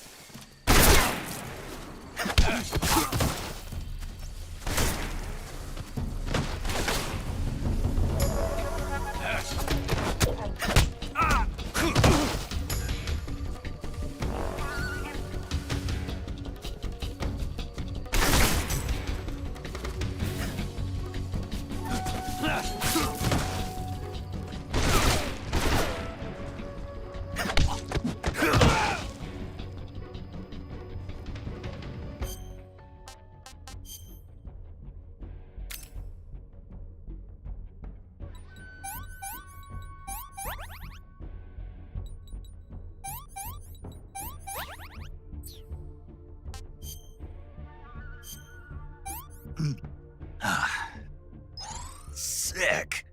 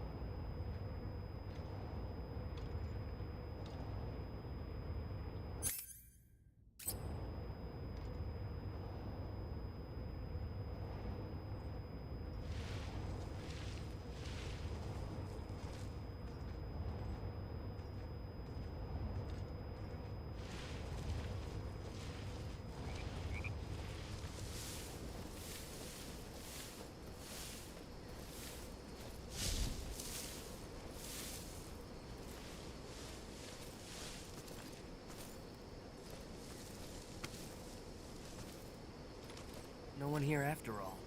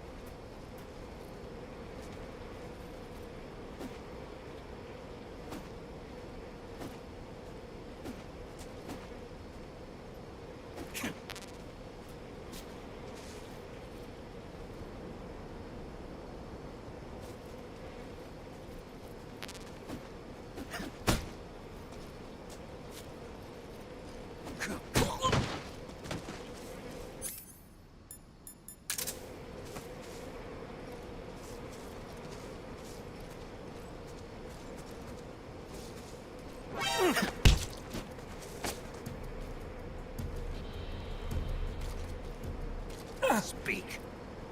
While falling, press the action button above branches. Speak. Under the rope bridge, flatten yourself against the cliff wall and proceed. Speak. Let me go!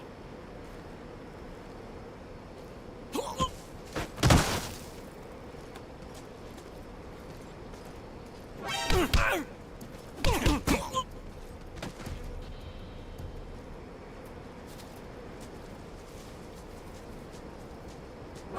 that?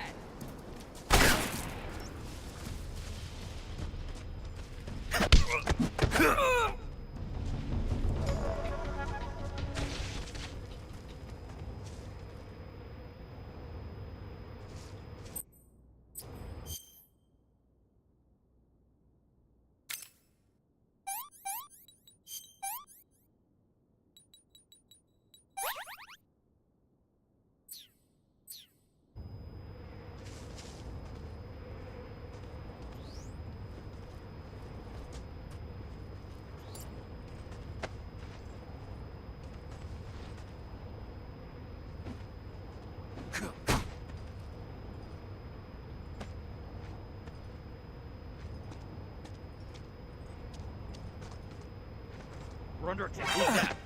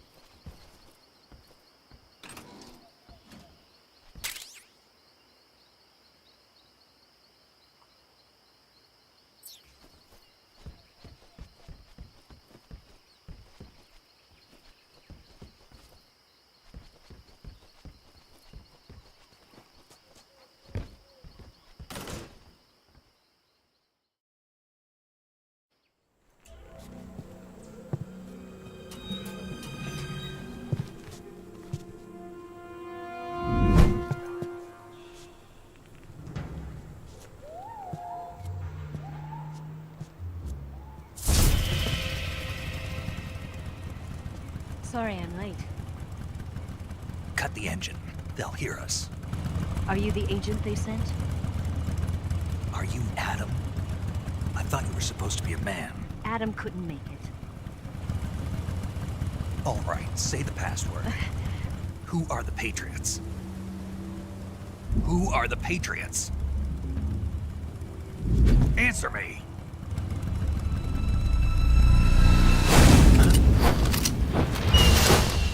Trapped.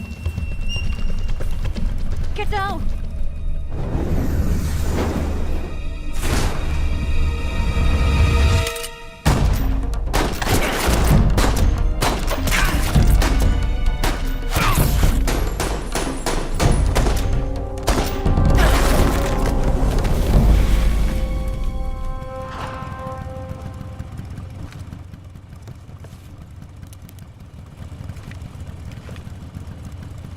There is your answer.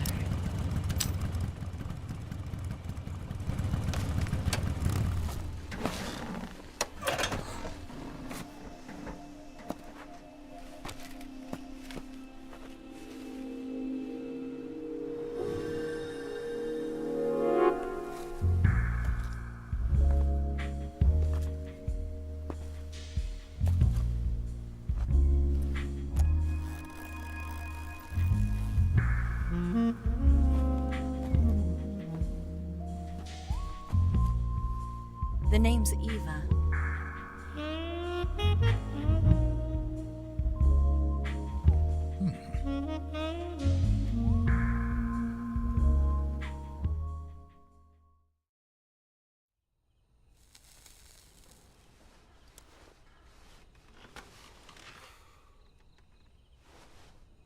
This wasn't part of the plan. What happened to Adam? What's your code name? It's Snake. Snake, huh? Well, I'm Eva. Are you here to tempt me?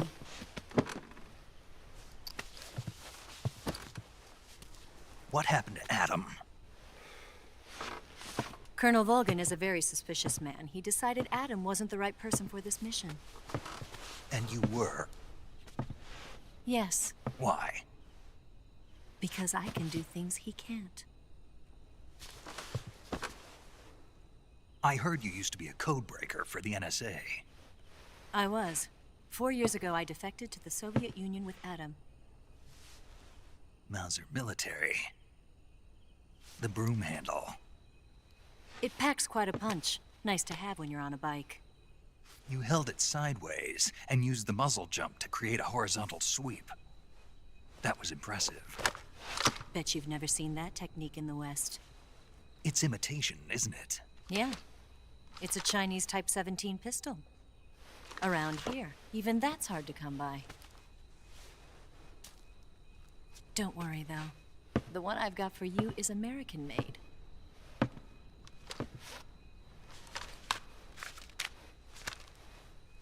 .45, huh?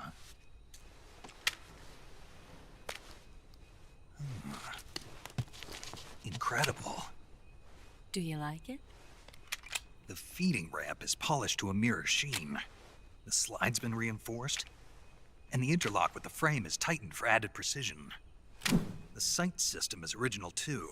The thumb safety is extended to make it easier on the finger. A long type trigger with non-slip grooves. A ring hammer.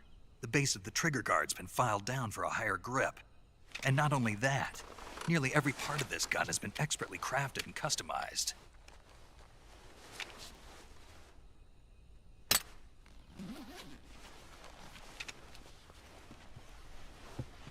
Where'd you get something like this? I grabbed it from a Western munitions armory. It probably used to belong to one of your officers, and there are more where that came from.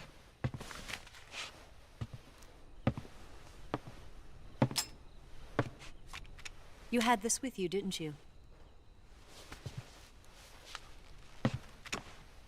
Better take this too. What's that? A disguise to make you look like a scientist. A disguise? Yes. You're here to rescue Sokolov, right? Sokolov's still safe then? Yes. He's being forced to continue his work on the Shagohod. Where? At the lab. They've got a whole army of scientists there developing new weapons. Security is tight, but if you disguise yourself as a scientist, you might be able to sneak in. Can we get Sokolov out of there? We'll see, won't we? Tell me how to get to the lab. The safest way in is from the rear.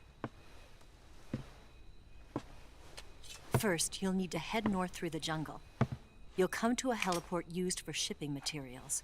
Pass the heliport and continue north, and there will be a large crevice. Descend into that area and you'll reach a cave.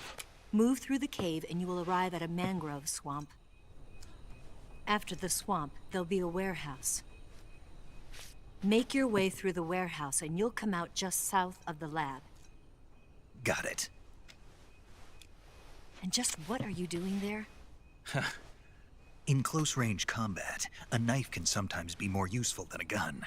By doing this, I'll be able to hold a knife at the same time and still keep the gun steady. That way, I can instantly switch between a gun battle and a knife fight.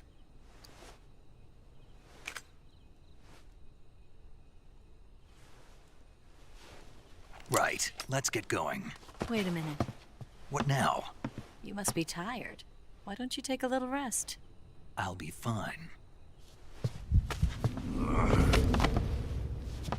You'll never make it in your condition. It's a jungle out there. There's still an hour before dawn. It's dangerous to be out in the jungle at night without a guide. What about you? I have to get back. I can't be gone for too long. They'll start to suspect something.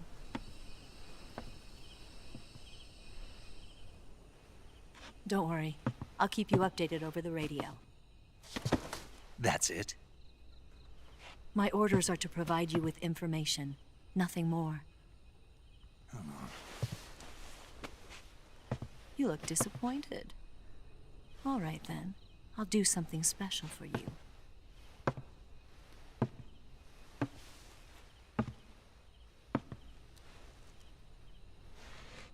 I'll stand watch until dawn. Now be a good boy and lie down.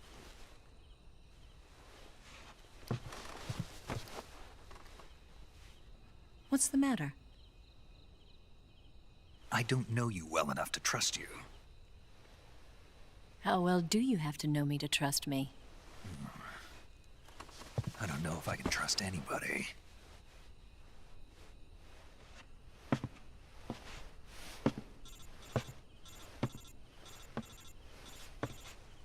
Gonna get that?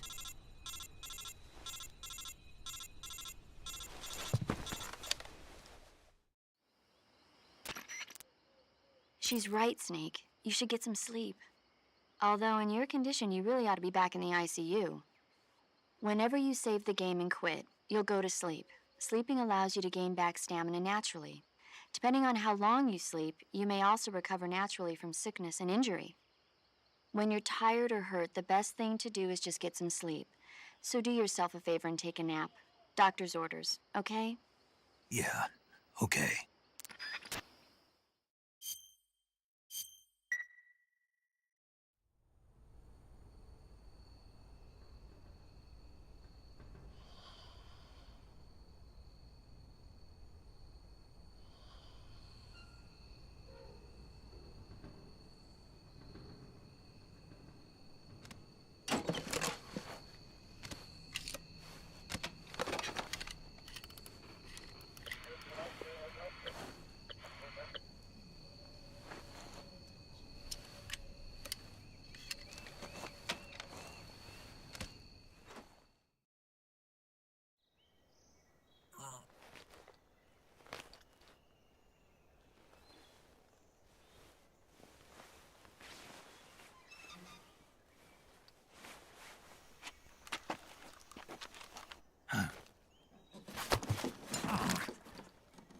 What's the matter? We're surrounded. I see 4 of them.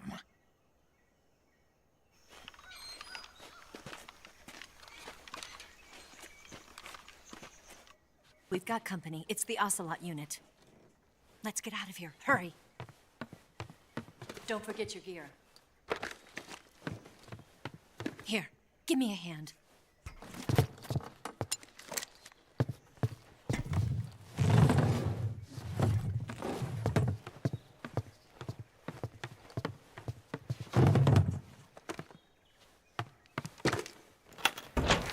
can use this to get to the basement.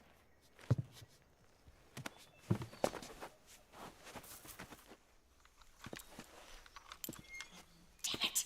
Ocelot! I'll get past them on my bike. I'll call you later.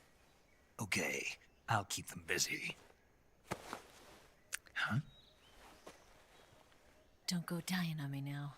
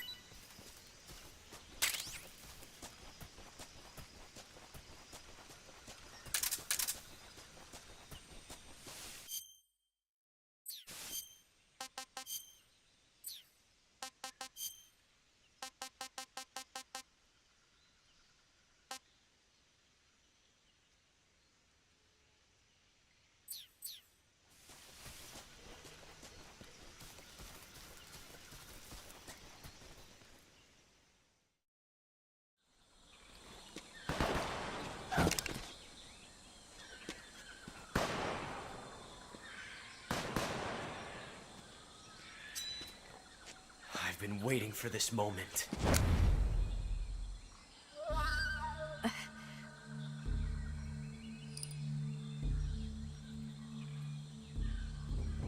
That's it! That's the stance!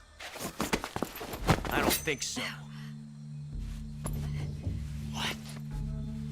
A female spy?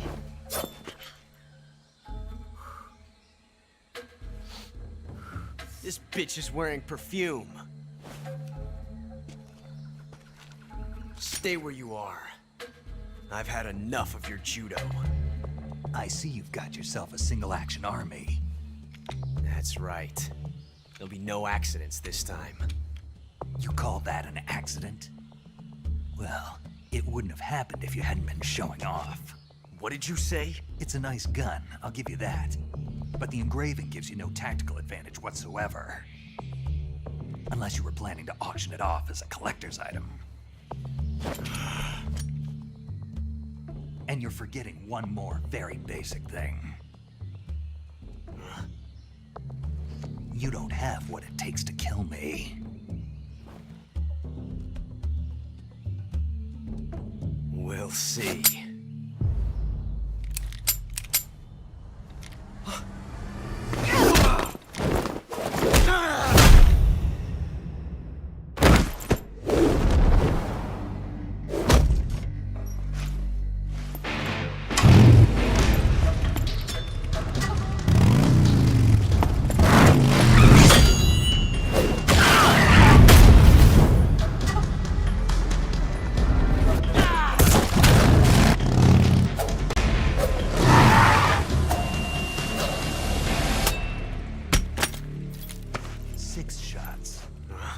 That thing only carries 6 shots.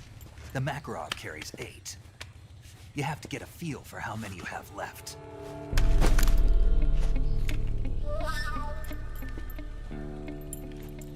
This is a high-class weapon. It's not meant for shooting people. Damn!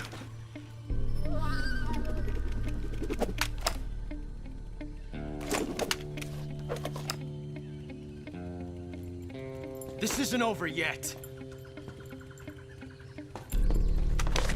Don't. Why? He's still young. You'll regret stopping me. Damn it! I've got to get back before he does.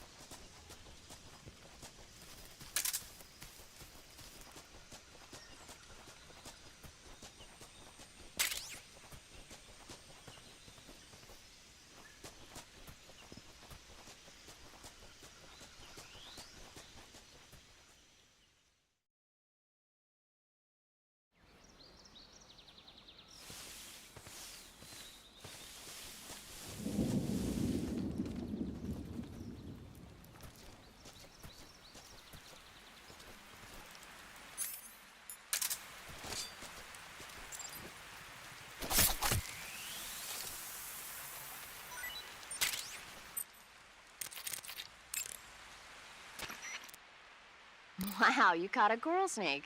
The coral snake is a venomous snake that originally hails from the Americas. Its venom is a very potent neurotoxin, so don't let it bite you. If you do get bitten, go into the survival viewer right away and use Cure to neutralize the poison with a serum injection. The colorful red and black patterns on the coral snake are a warning sign. Apparently, the bright flashy colors and pattern let other animals know that it carries a deadly poison that keeps them from attacking. There are many animals that mimic the colors of known poisonous animals as a defense. See, by mimicking other poisonous creatures, they increase their chances of survival. There is another non-poisonous snake called the milk snake that borrows its coloring from the coral snake. Uh-huh. You're not even listening, are you? No. Okay, we'll talk about something you're interested in then. The taste? Yes. It says here that coral snakes are pretty good in a snaky kind of way. A snaky kind of way, huh?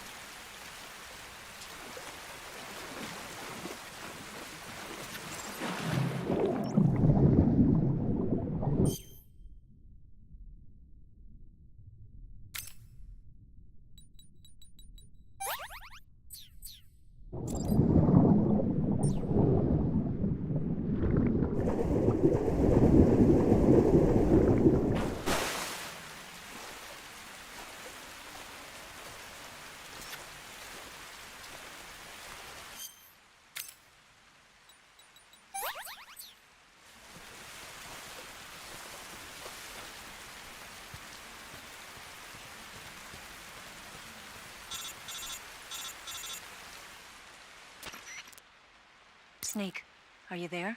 Eva, Did you miss me? did you make it without any trouble? No one saw me. So you're back with Volgin. In a matter of speaking. What about the boss? Yeah, she's here too. Better be careful. Thanks, I will. The boss and I get along pretty well, though. I guess we traitors have a lot in common. Why would anyone want to defect? Betraying your country like that, I just don't get it. Are you talking about the boss? Why do you do it? Weren't you born and raised in America? Yes, in a small rural town. I never even knew there were other countries, other cultures, other ways of thinking, until I went to work for the NSA. Then one day, I found I'd lost faith in the things I'd been taking for granted. What did you see? What was it that made you want to change sides? You wouldn't believe me if I told you. Try me. I saw the universe. The universe? Not the actual universe. The universe as the intelligence community sees it. I realized that the gravity in this universe was holding me back. That's all. People and countries are both changed by their environment and by the times. That sounds like what the boss was saying. There's a world of difference between this country and America. But it's only a difference of position, a difference of perspective. Coming here made me realize something. Half of what I'd been told was a complete and utter lie. The other half was a conveniently constructed lie. Where's the truth then? It's hidden in the lies. Are you lying too? Who knows? I've been trained to make even the most severe falsehood sound like the honest truth. Weren't you? No. I believe because I have to, even if it is a lie. That's part of my mission. I'll have to remember that. If you need me, give me a call on the radio. My frequency is 142.52. See ya.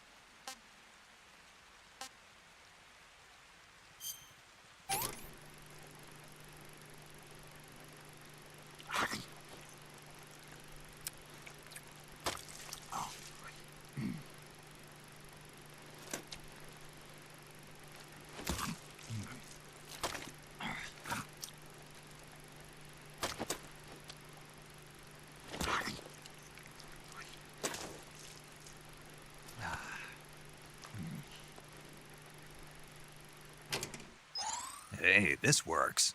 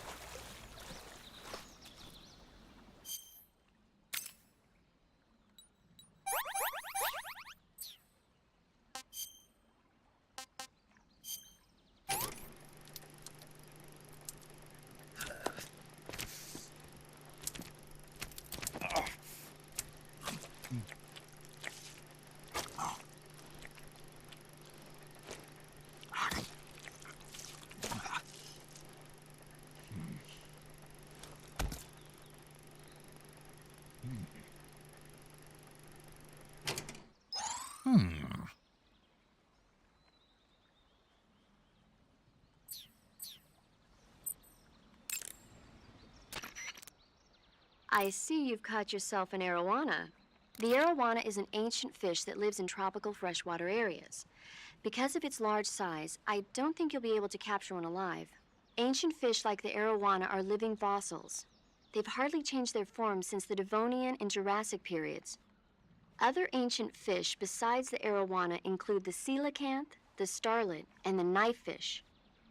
Almost all organisms on Earth have evolved in various shapes and forms, but these fish have kept the same form for hundreds of millions of years. Baffling, isn't it? Sure. Well, I can see you're not interested. Not at all. I love ancient fish. Why? They taste pretty good.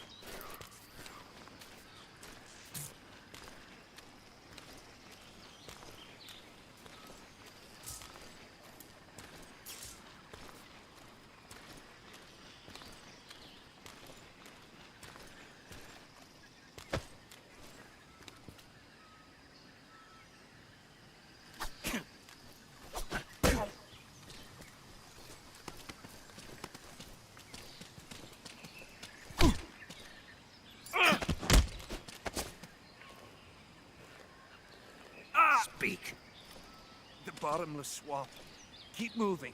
Don't stop. Answer me. Let go of me. Speak. The bottomless swamp. Keep...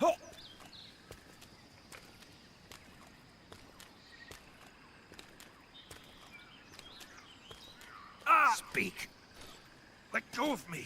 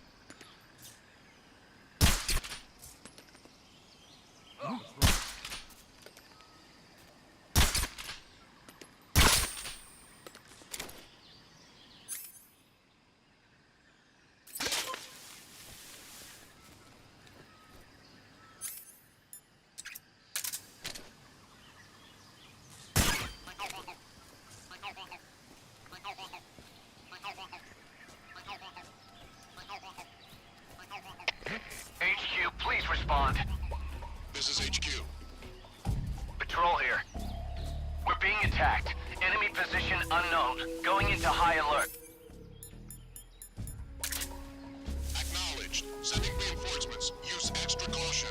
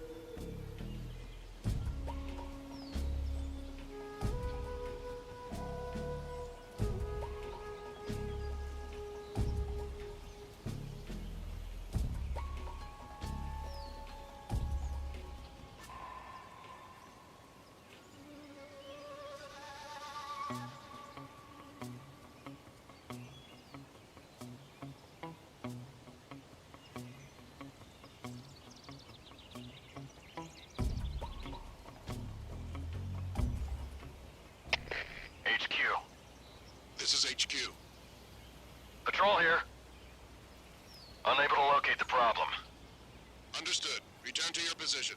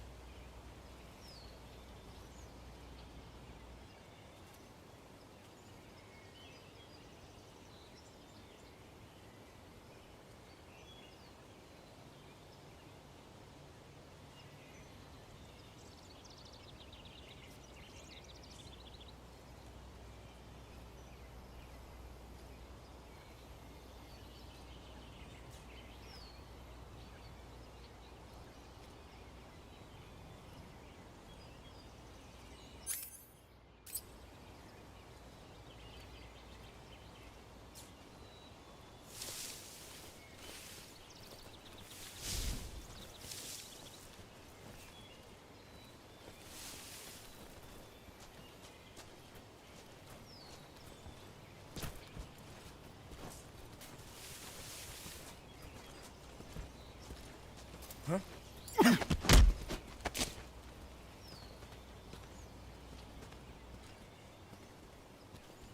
Speak. The provision storehouse is destroyed. Answer me. The machine gun. With the action button? Speak. Bastard. Speak. The provision storehouse is destroyed.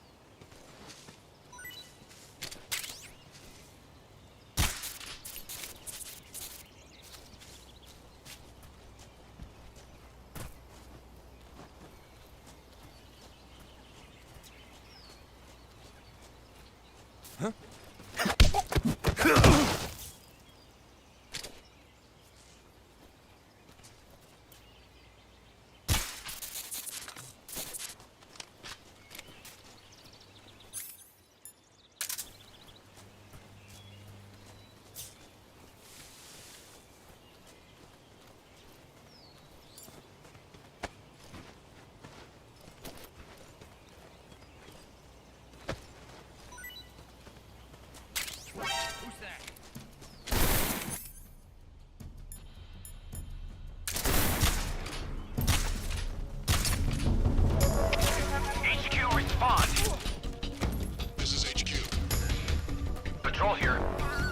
Enemy sighted. Requesting backup. Acknowledged. Sending reinforcements.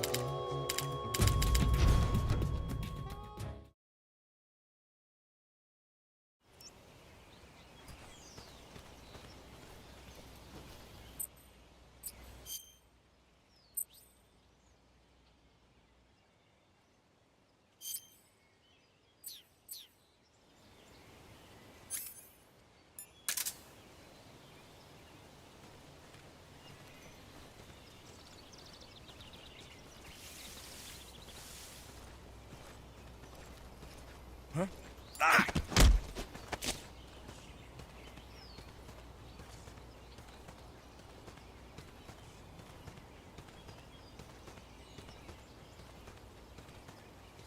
Answer me. The provision storehouse is destroyed. Answer me. The machine.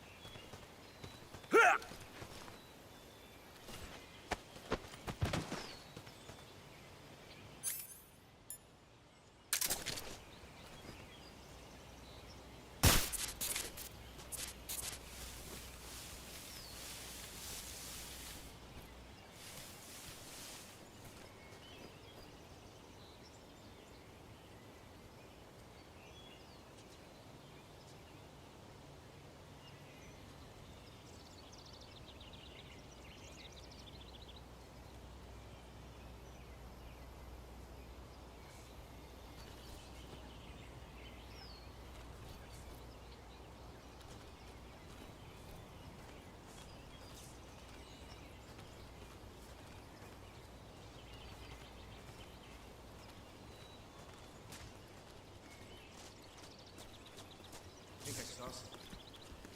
Huh?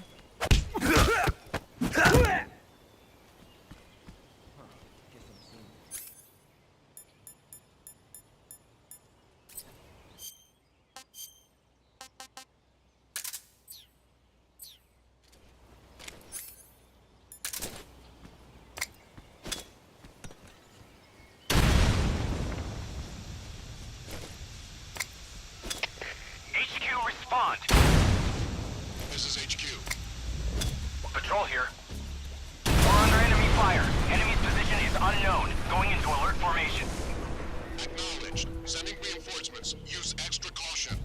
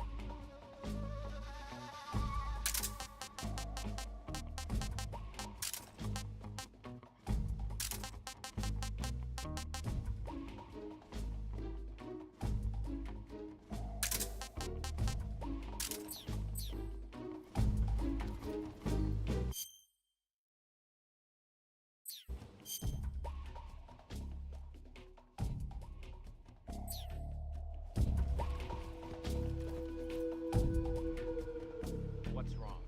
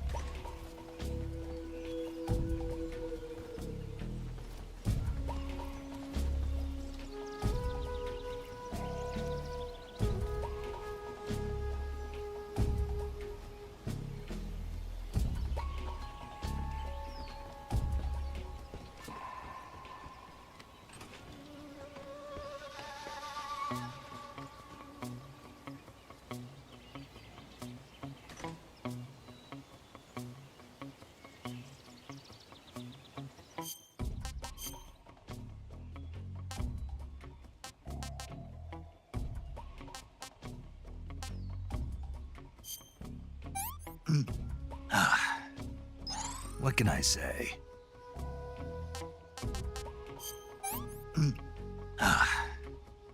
This is horrible.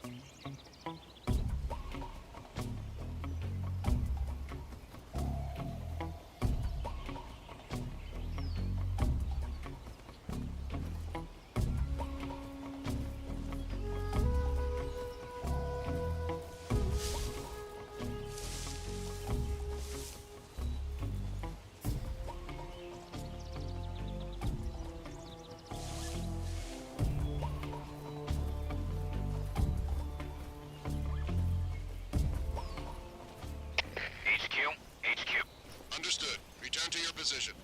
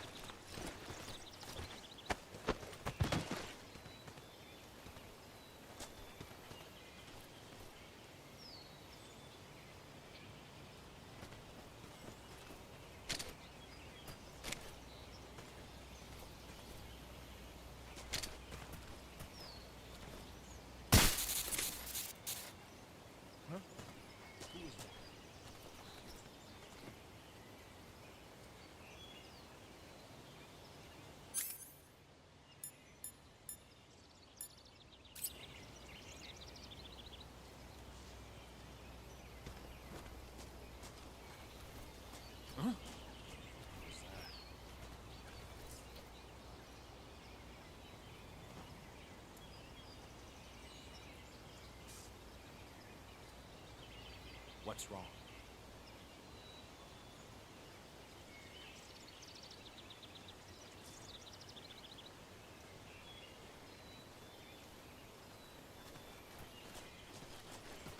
Who's that?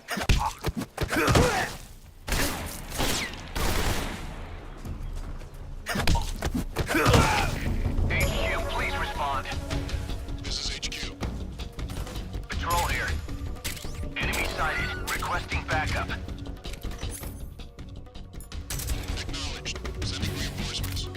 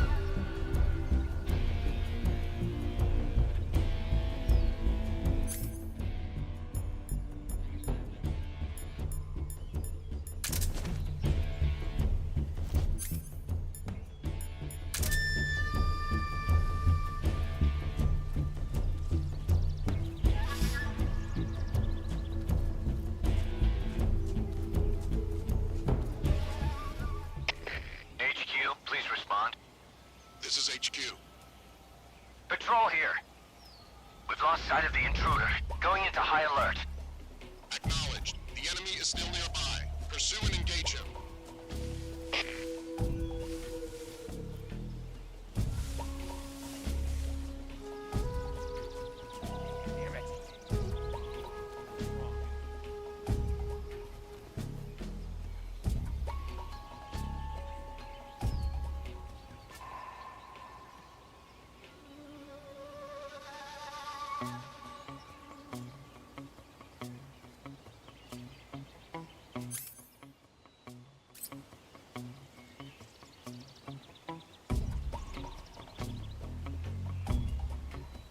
Damn it! What's wrong? What's wrong?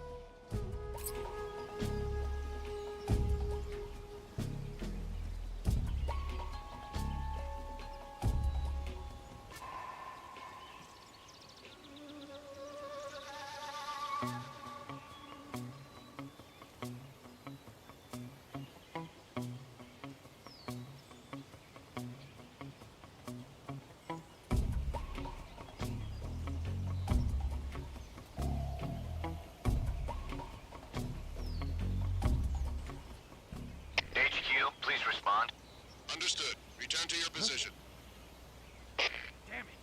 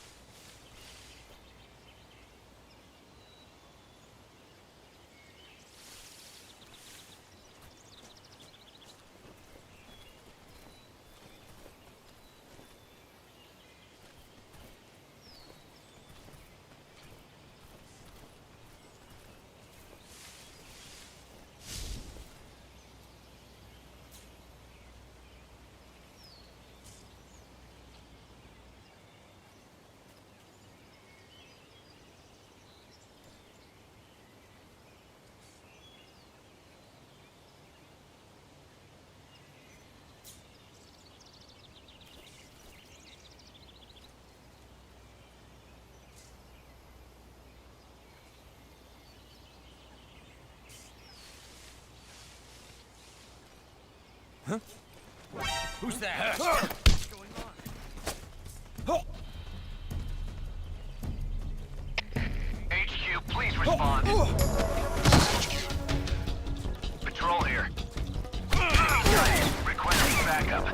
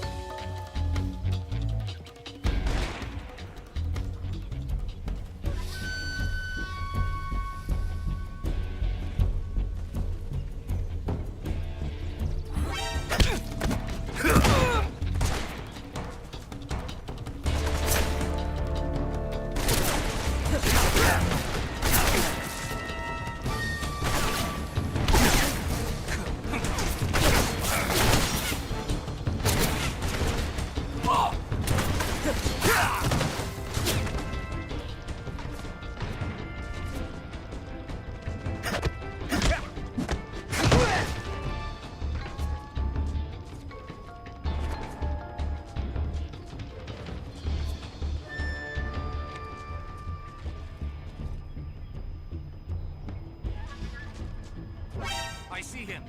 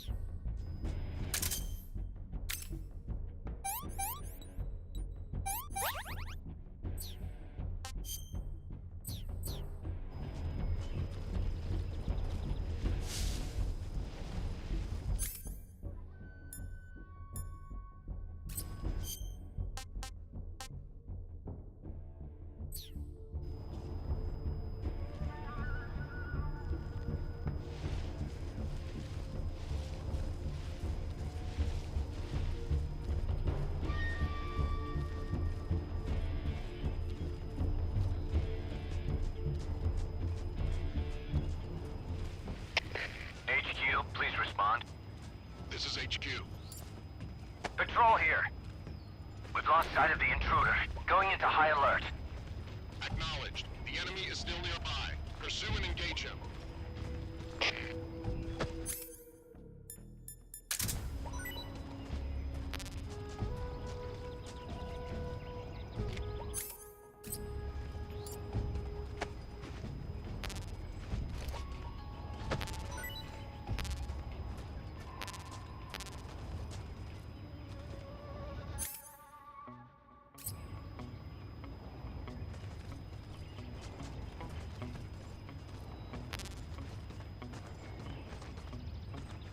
Damn it.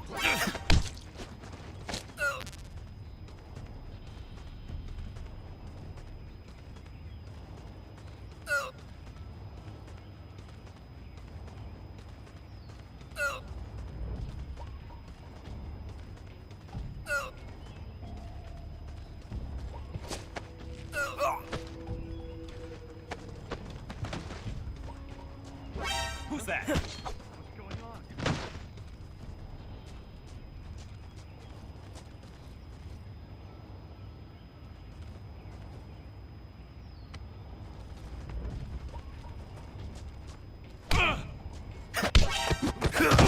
What the?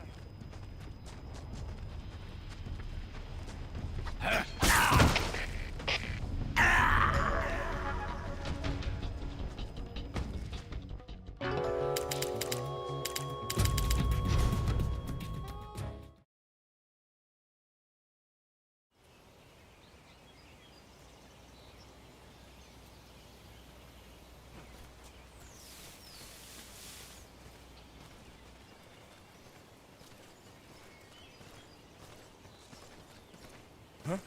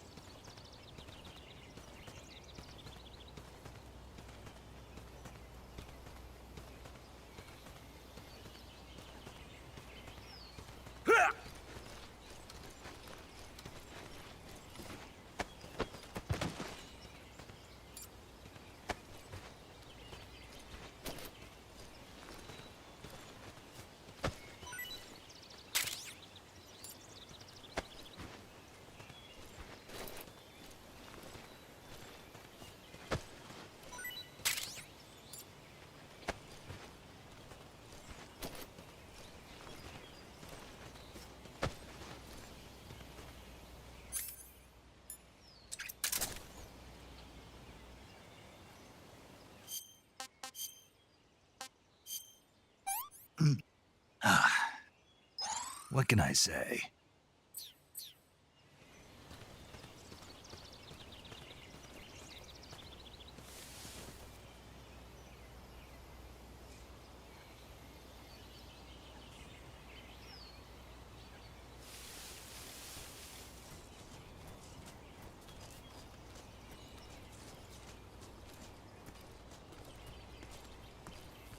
Huh?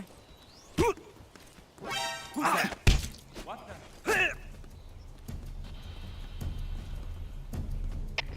HQ, respond! This is HQ. Patrol here. Enemy sighted. Requesting backup. Acknowledged. Sending reinforcements.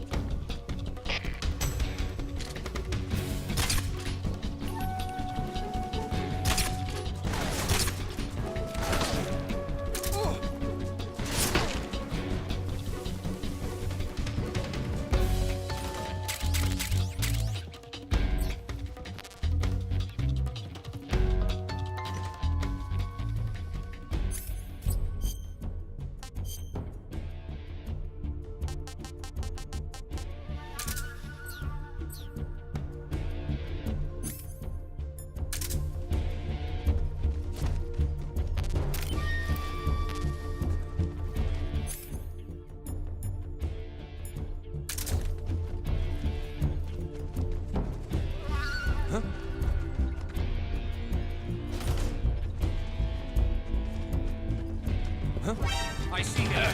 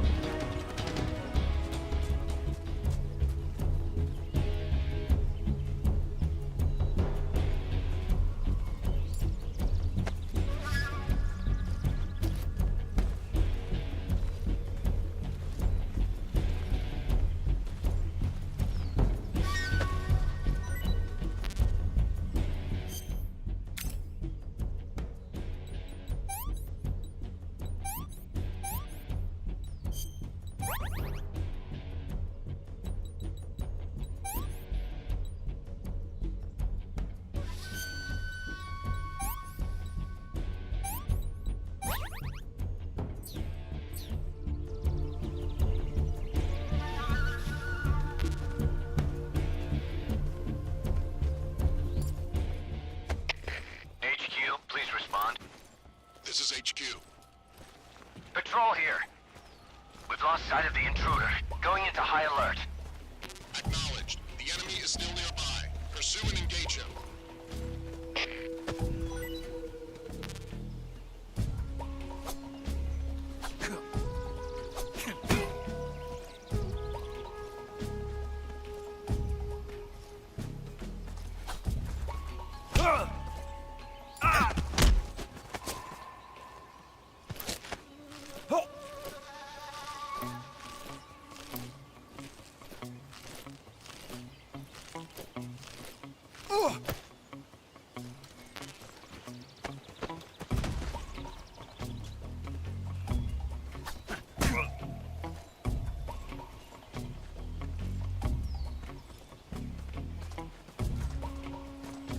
Damn it!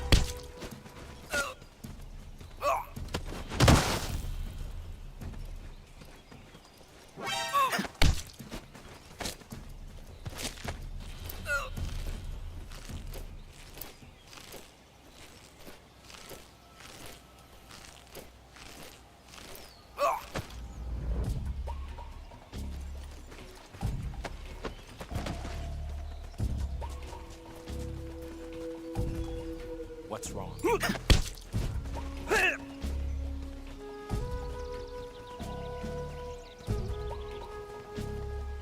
Answer me. The Ocelot commander. He takes good care of his hat. Answer me. In caves, torches.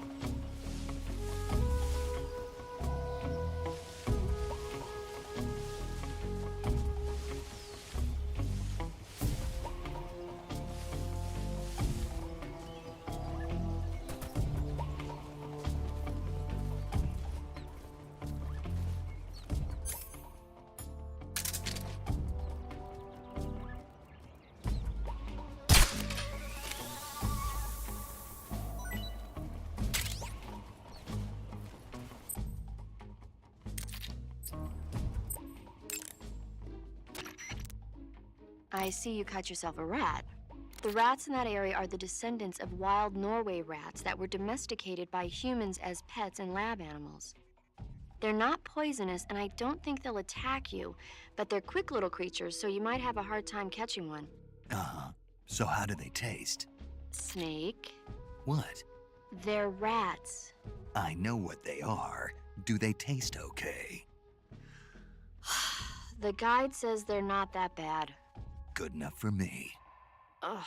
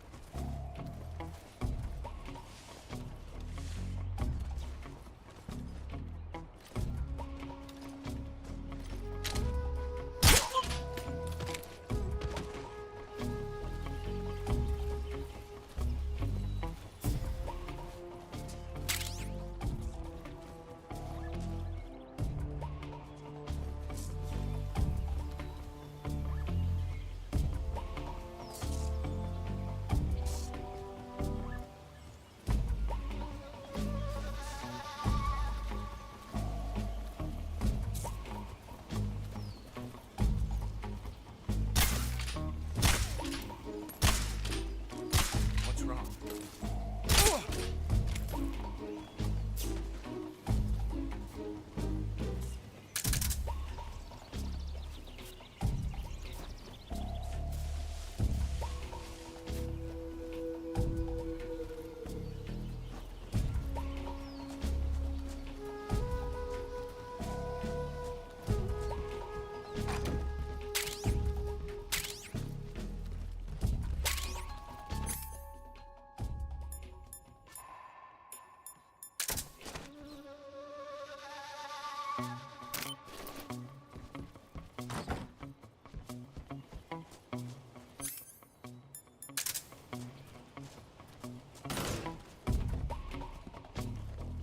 Huh?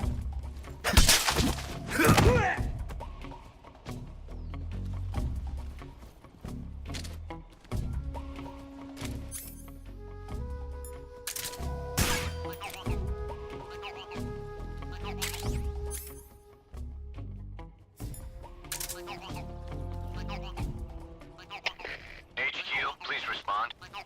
This is HQ. Patrol here. The situation is normal. Understood. Return to your position.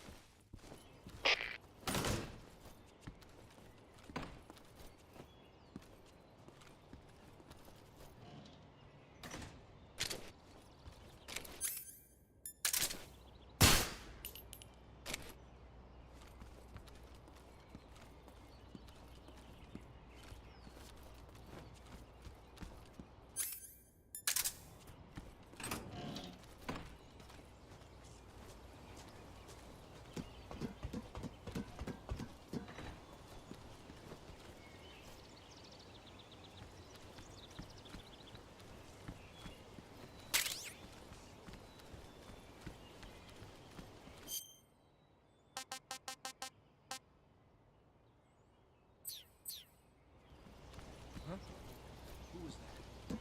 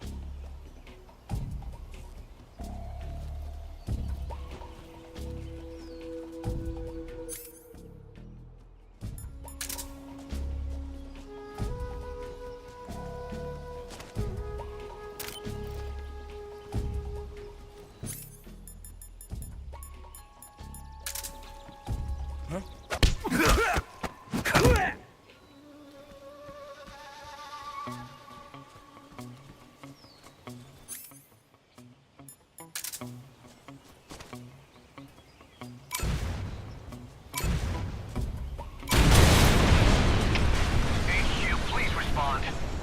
This is HQ. Patrol here. We're being attacked. Enemy inbound. Going into high alert. Acknowledged. Keep your eyes open.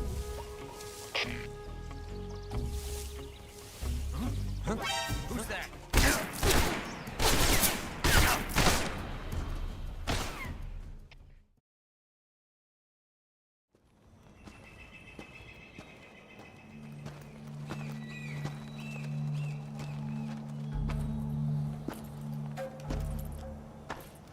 Ah, you're here at last. Looks like the boss's info was right.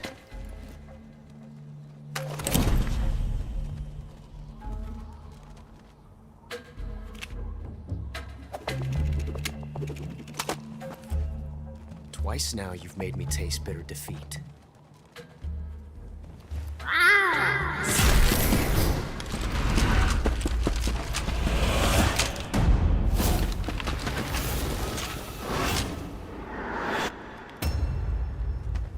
I hate to disappoint the Cobras, but you're mine now.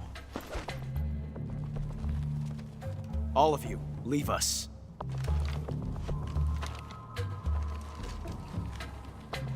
It's just you and me. No one to get in our way. Ocelots are proud creatures. They prefer to hunt alone.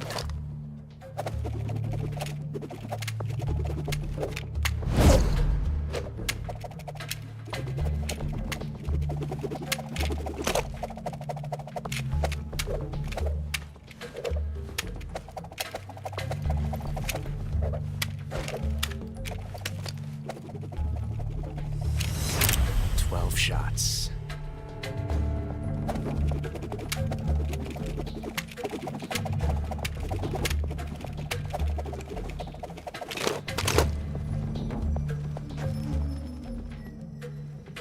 This time I've got 12 shots.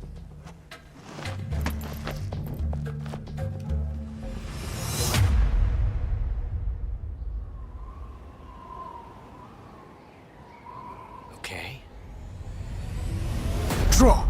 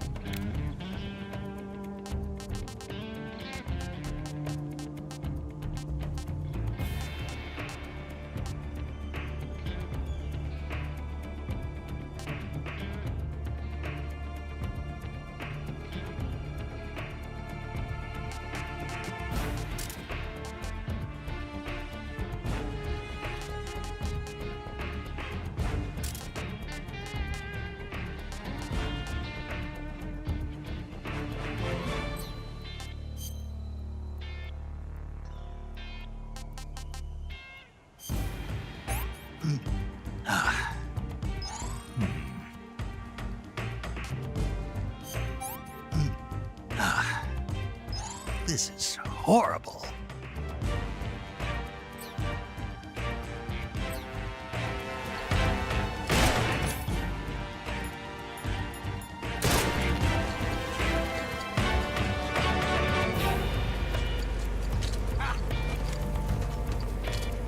I'll back you up.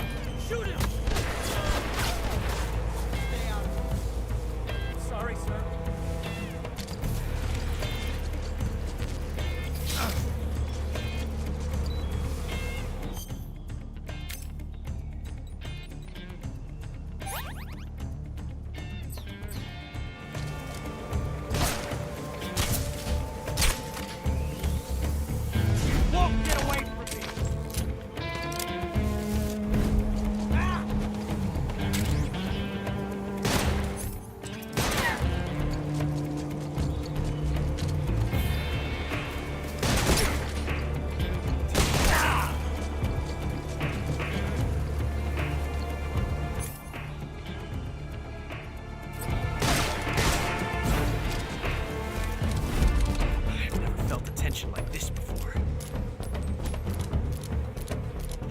different from simply changing a clip.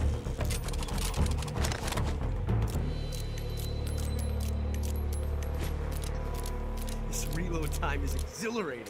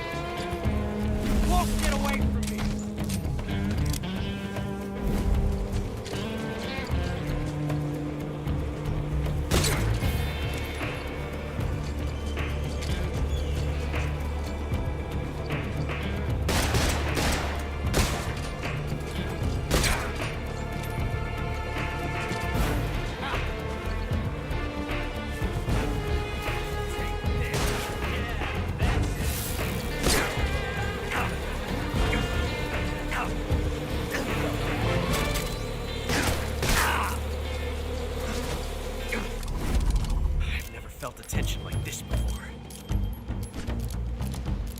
That's so different from simply changing a clip.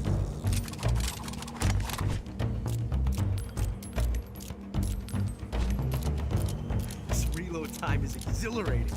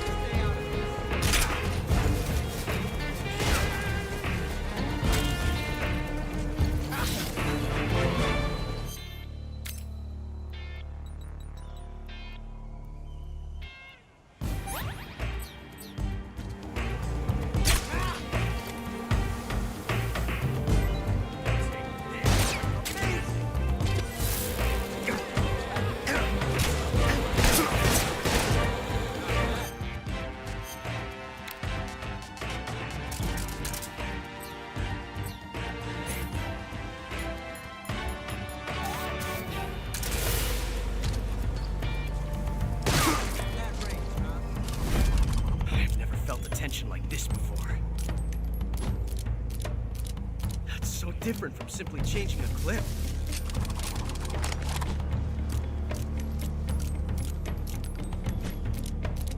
This reload time is exhilarating.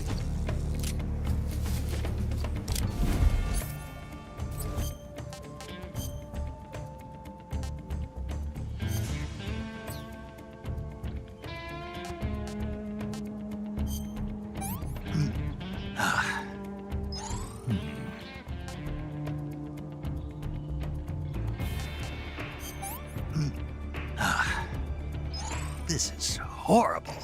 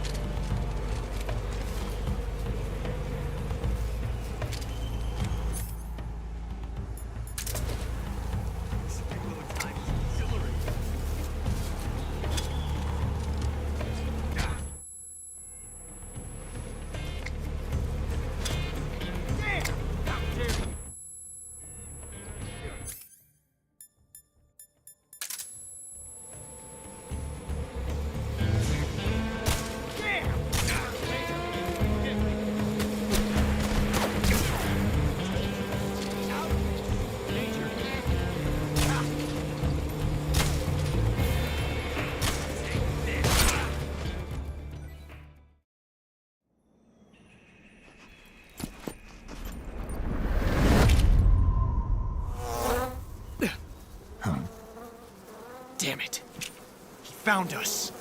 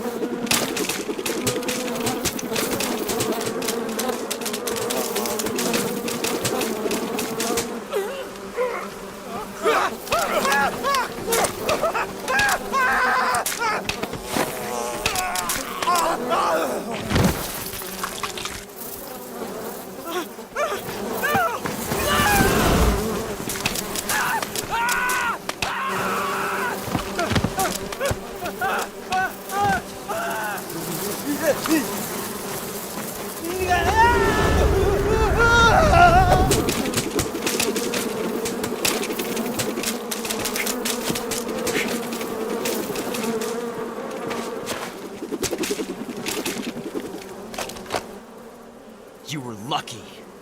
We'll meet again.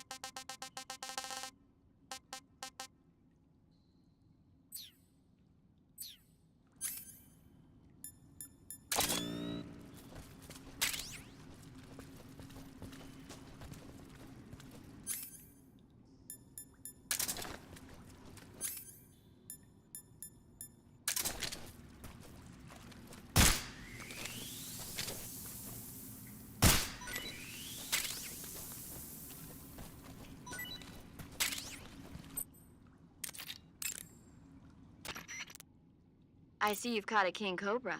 The king cobra is the world's largest venomous snake. Its large size means that it has a lot of venom to inject.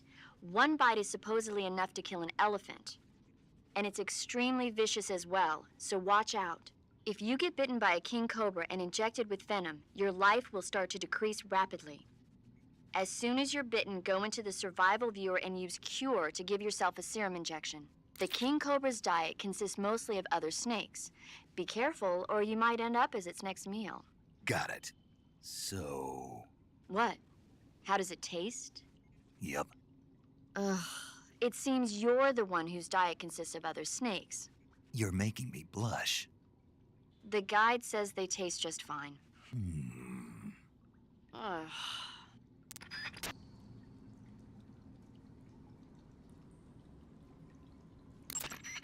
I see you've caught yourself a Kenyan mangrove crab. The Kenyan mangrove crab is a land-going crab. It lives in burrows dug near seashores and mangrove swamps. It's not poisonous, but it might hurt a little if it attacks you with its pinchers. Treat it with caution. Got it. So this thing must taste pretty good, huh? Why do you say must? It's a crab, isn't it? It is. And crabs are good to eat. What's so good about them? You don't like crab? Not at all. Why not? Why? How can you eat those things? They're all purple and yellow striped, and they stink like cat pee. But that's just my opinion. Don't listen to me. Let's see here. The guide says... No way. It says they're delicious. Well, if you want to eat one, then go right ahead, but count me out.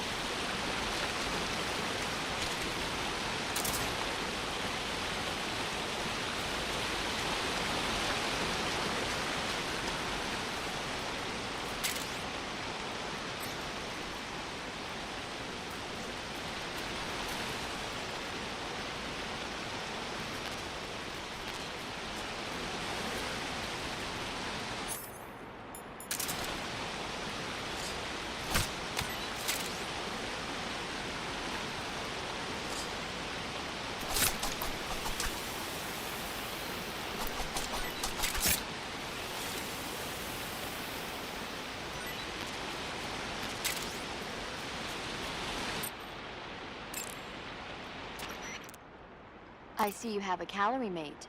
Calorie mate? The thing you're holding now? Oh, the little block that looks like a cookie? Try it, it's pretty good. Okay. But what is this thing? Never seen anything like it. Calorie Mate is an energy supplement that contains all the proteins, lipids, vitamins, carbohydrates, and minerals needed for a balanced diet. It's a well-balanced food. Because of that, it's just perfect for giving your body the nutrition it needs in combat. It sounds like a space-age food. Real astronaut food is not very good, but that should taste fine. Yeah, and it'll help balance out all this jungle food I'm eating. It's easy and quick to eat, so it's perfect when you're running late for an important mission in the morning. I've never been late for a mission. Really? Aren't you always keeping people waiting? Huh? Furthermore, one of Calorie Mate's biggest advantages is that they are all exactly the same portion size. So no matter how you eat it, you always get the same nutrients, flavor, and calories. Each Calorie Mate has a set number of calories, so it's easy to keep track of your calorie intake. All of the geisha girls in Japan use Calorie Mate for watching their calories. I see. You seem to know a lot about Japan, don't you? Yes, I love Japan.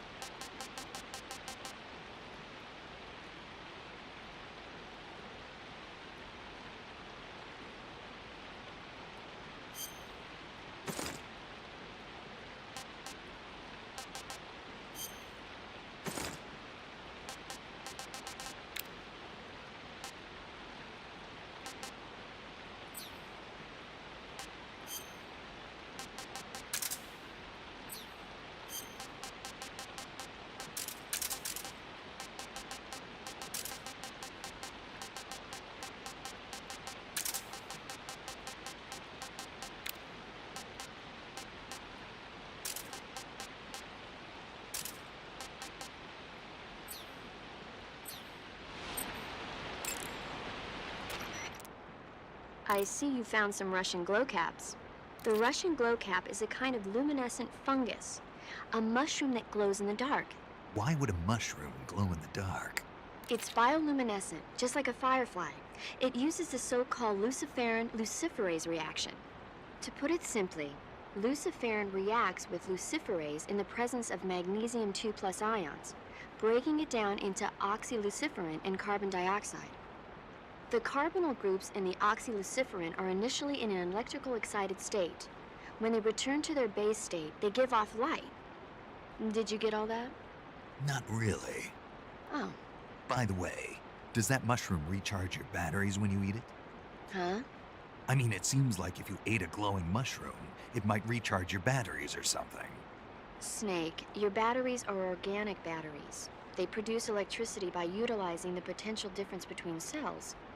Organic batteries are known for their highly efficient energy conversion, but they still rely on chemical reactions between proteins and enzymes to... So you're saying they'll get recharged? Believe what you want. Great.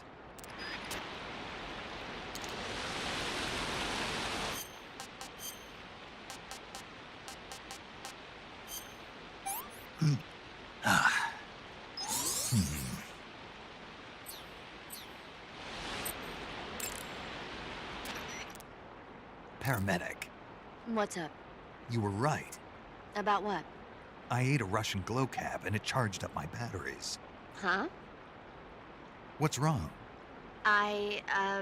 That's great. Snake, can you excuse me for a second? Sure. Did you just hear that? Yeah. There's no way eating a bioluminescent mushroom would cause your batteries to recharge. What do you think it means? Beats me. Maybe it's all in his mind. You mean like a placebo effect? Why not? You've seen how gullible he is. Well, I guess there's no harm done. Should we let him keep believing it? Sounds good to me. Okay, Snake, I'm back. Yes, the Russian glow cap is a glowing mushroom, so it'll recharge your batteries when you eat it.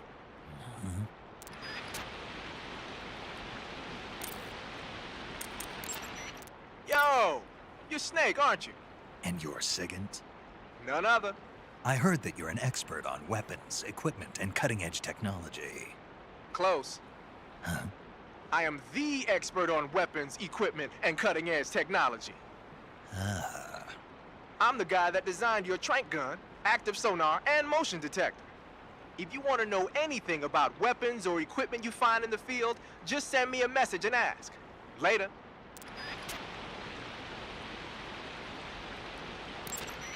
Hey, Snake, remember back at the abandoned factory when you whittled the grip of that 45 down? Yeah, I've never heard of a customization like that before. Why the grip? to fit it with a knife. A knife? You're gonna keep the knife and the gun both at the ready? That's the idea. Why would you want to do that? Sometimes a knife works better in close proximity encounters. So I equip both at the same time.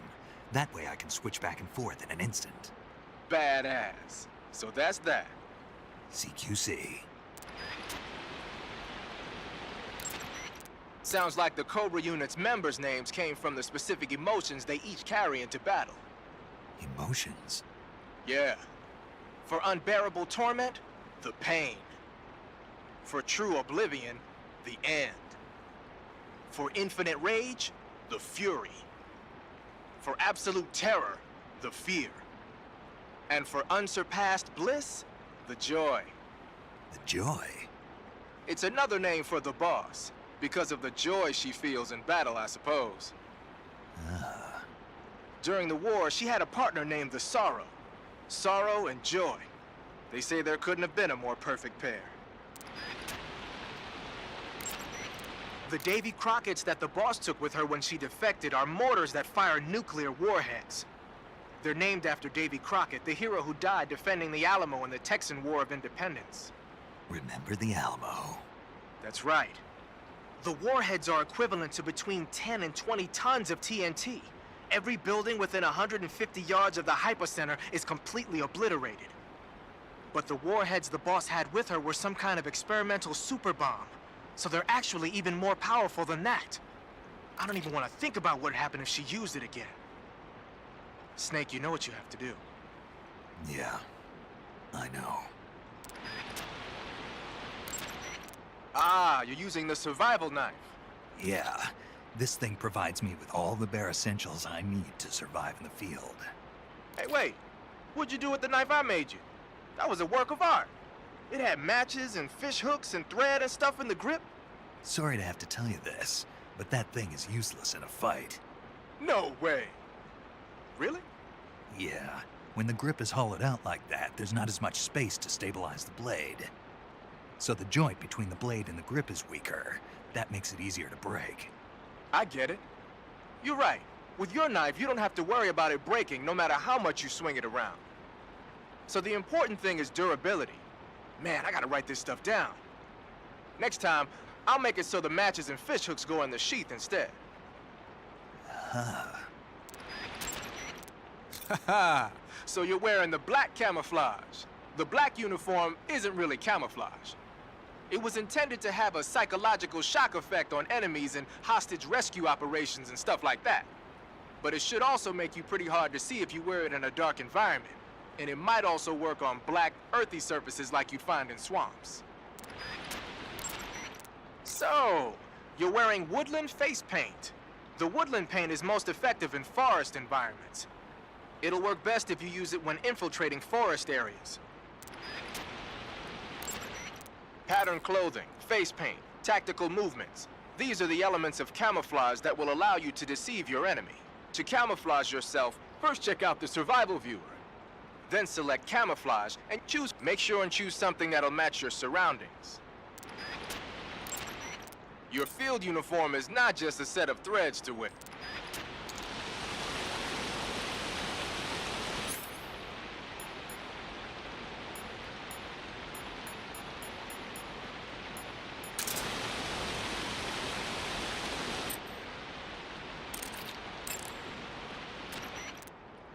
Covering your body is a good start.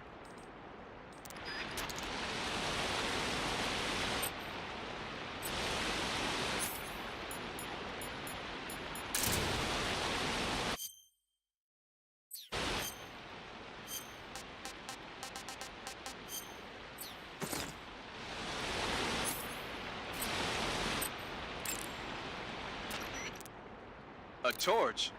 A little primitive, but a light's a light. From what I can tell, that torch is made of white birch dipped in turpentine. It burns long, so I don't think you'll have a problem with it burning out on you. If you equip it and press the CQC button, you can use it to smack the enemy. You can also swing it around by pressing that button repeatedly. Useful when you need to clear the room of bats and stuff. With the reload button, you can light and extinguish a torch, so make sure that thing is out if an enemy is closing in. Get used to it. The light from the torch is visible from a long way off, though. It probably goes without saying, but marching into battle with a torch in your hand is not the sanest course of action. You should only light a torch when you're someplace like a cave where you can't find your way around without a light. Yeah, I hear you. The camo index displayed on the screen tells you if your outfit is getting the job done. The higher the value, try your... I heard you fought against KGB troops in the Virtuous mission. But this time you're up against Spetsnaz is the special forces unit of GRU. Spetsnaz troops undergo rigorous training in all types of special ops, from assassination and demolition to intelligence gathering. That and Volgan's loaded, man. His unit is one of the best equipped in the entire Soviet Union, if not the best. I heard the enemies you encountered in the Virtuous mission were only carrying weapons like AKs and grenades. Well, it ain't that simple anymore. In addition to AKs, some of the patrols you'll encounter might be equipped with Scorpion submachine guns and shotguns. The Scorpion is even lighter than the AK, making it much easier to handle. Basically, a guy with a Scorpion is not gonna miss you as often as with an AK. The shotgun is a powerful weapon. One blast is enough to floor you and you're likely to be seriously wounded. Watch for that, man.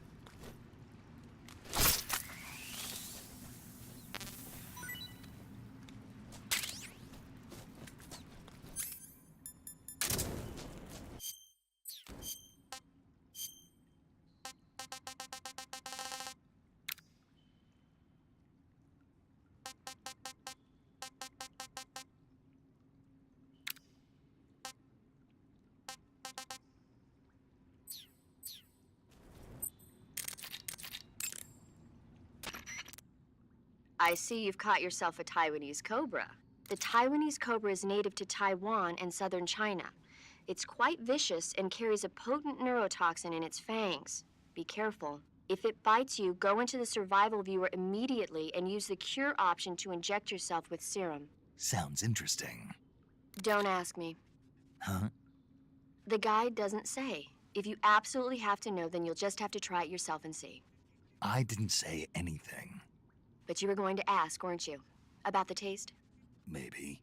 I'll talk to you later, Snake.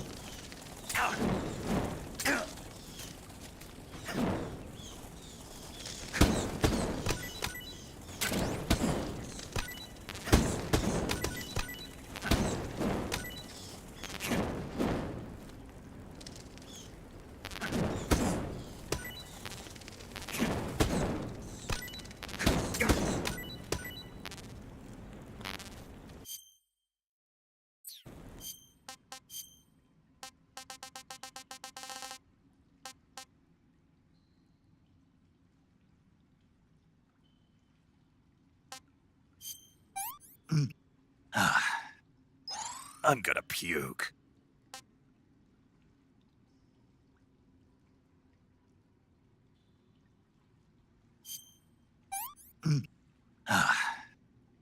Can't complain.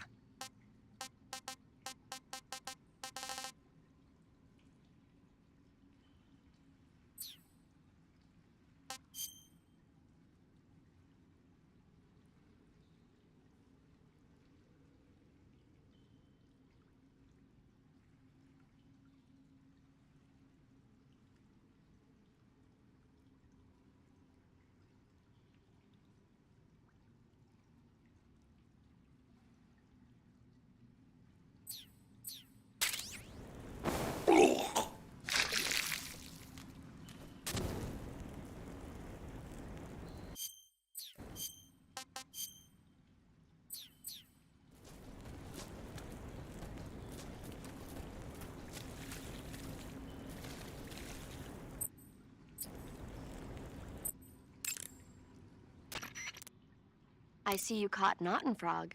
The Otten frog is a large, corpulent species of frog.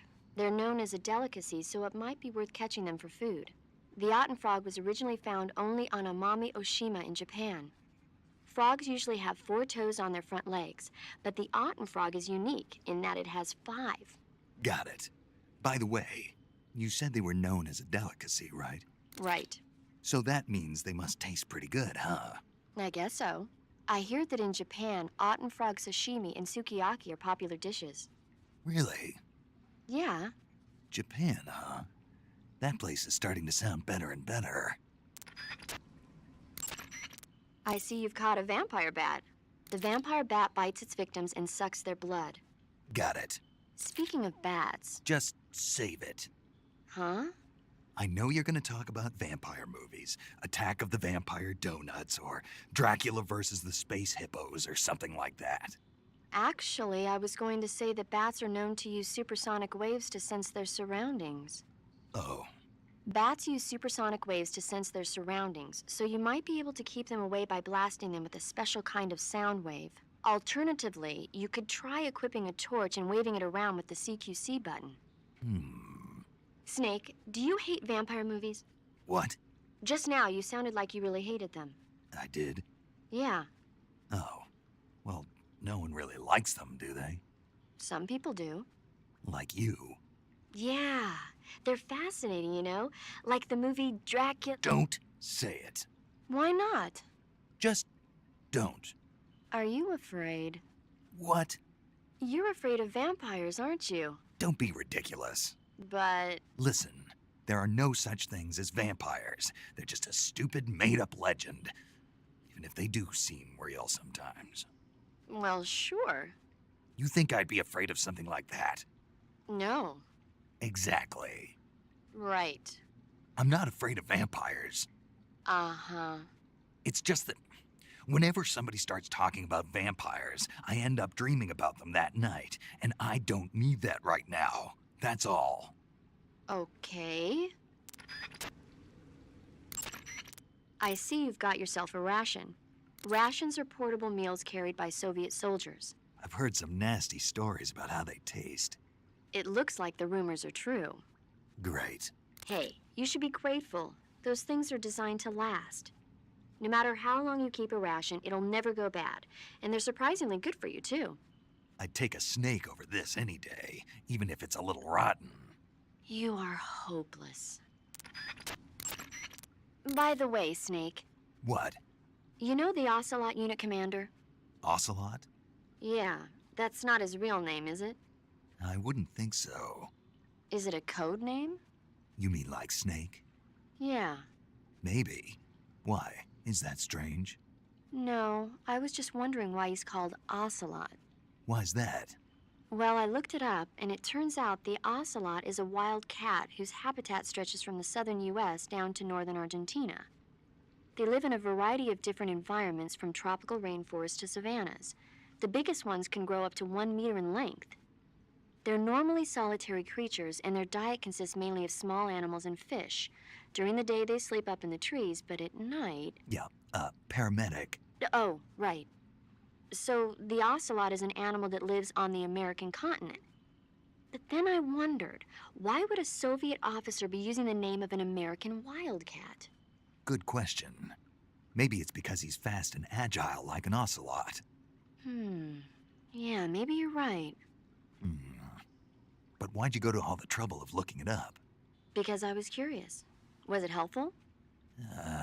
Sure.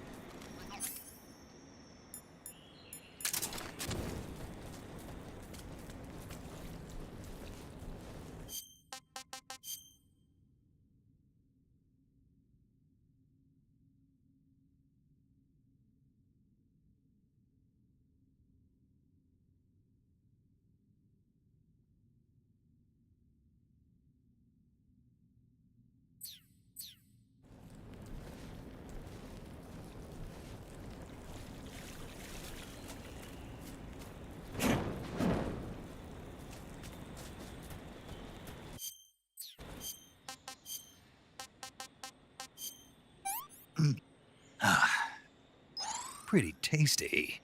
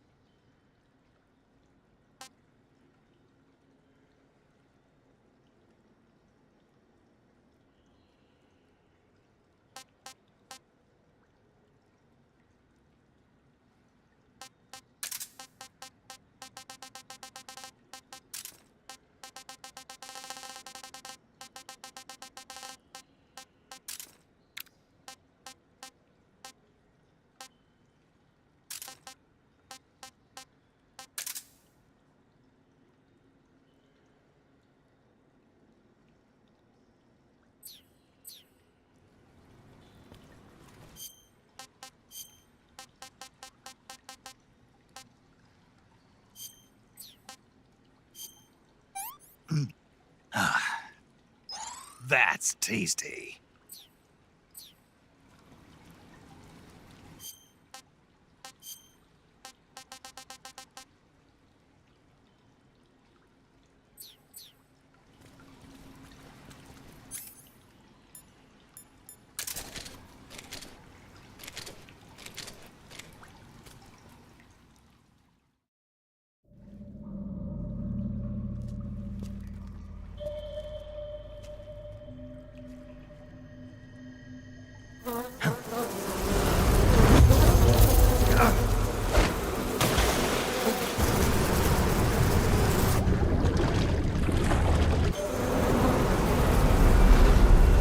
I've caught you at last. We are the sons of the boss. I am the pain.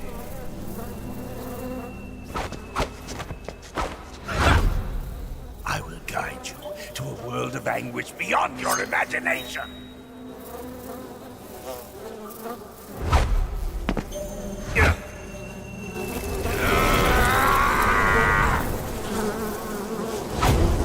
Let's get started.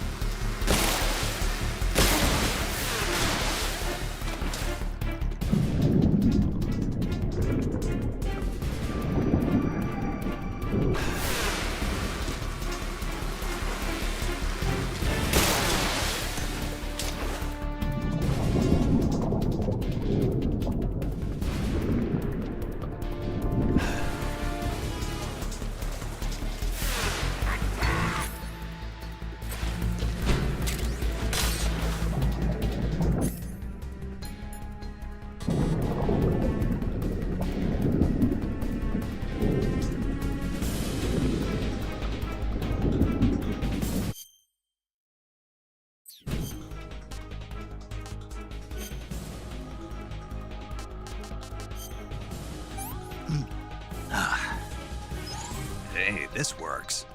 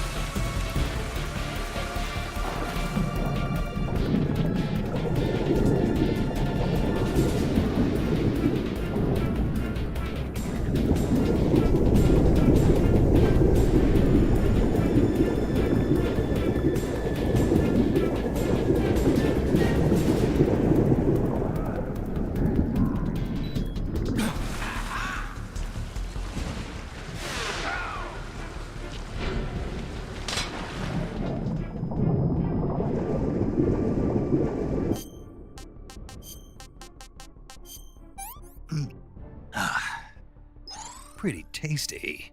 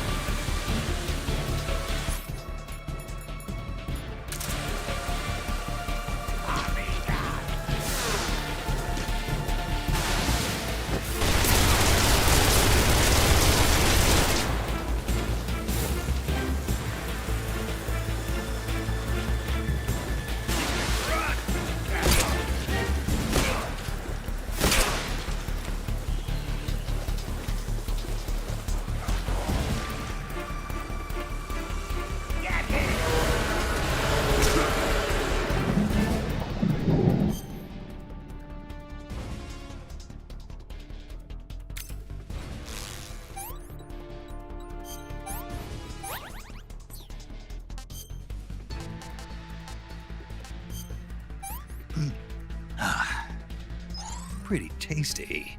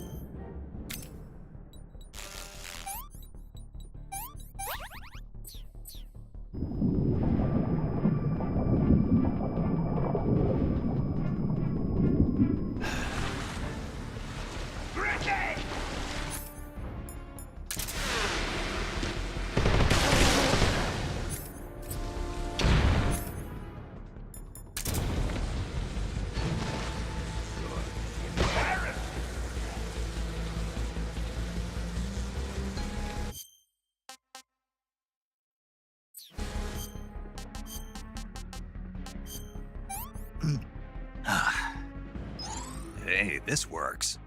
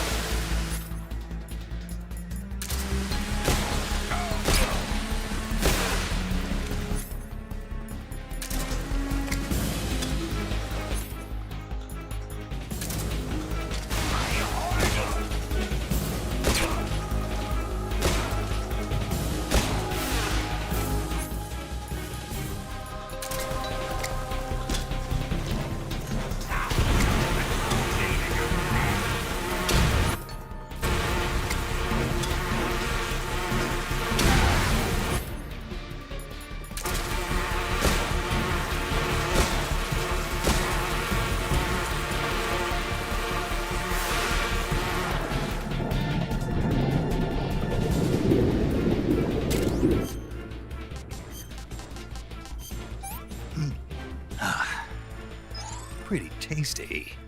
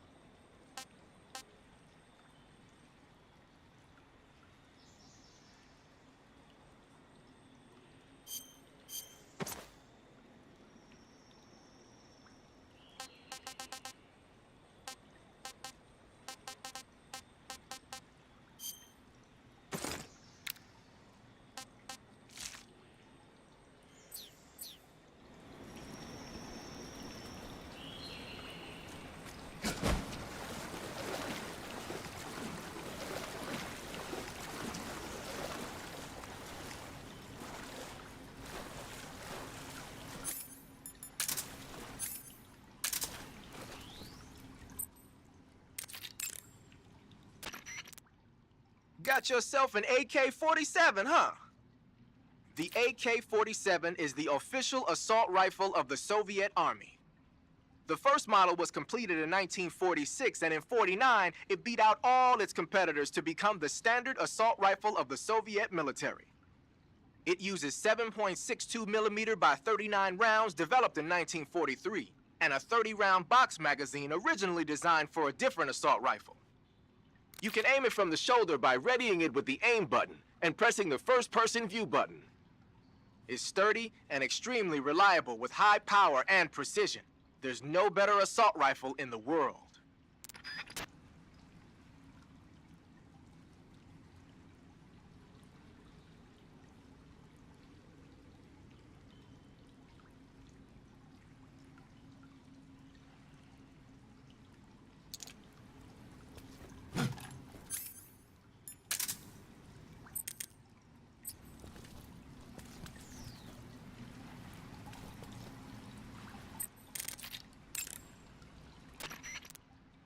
Ah, I see you got yourself an M37. The M37 is a 12-gauge pump-action shotgun. Don't expect any kind of accuracy from a distance, but one blast will send the enemy flying, and it's got some serious firepower, too. Good thing to have with you in close-range combat. It takes a while to reload, though, so plan accordingly. The thing that really distinguishes the M37 is that it's lightweight. It's about 2 pounds lighter than other shotguns. In fact, it's so light that it's been nicknamed the Featherlight. Yeah, and to top it off, this one's had its barrel and stock sawed off. That's probably a modification to make it easier to wield in the jungle. Those Soviet boys know what they're doing. I guess the other distinguishing feature would be the lack of an ejection port on the side of the receiver. Ambidextrous, huh? Exactly.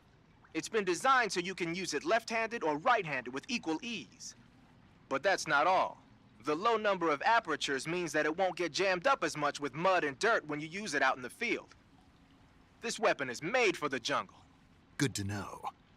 But what are they doing with an American-made shotgun? Good question. I guess they could be doing research on Western weapons, but... Did you ever hear about the SAS using shotguns in the jungle combat in Malaya? Just stories. In the jungle, you're always running into the enemy when you least expect it.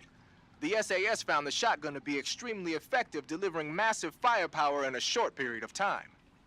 Because of that, lately a lot of point men are starting to use shotguns as their weapon of choice. Vogan's men might be trying that tactic out for themselves.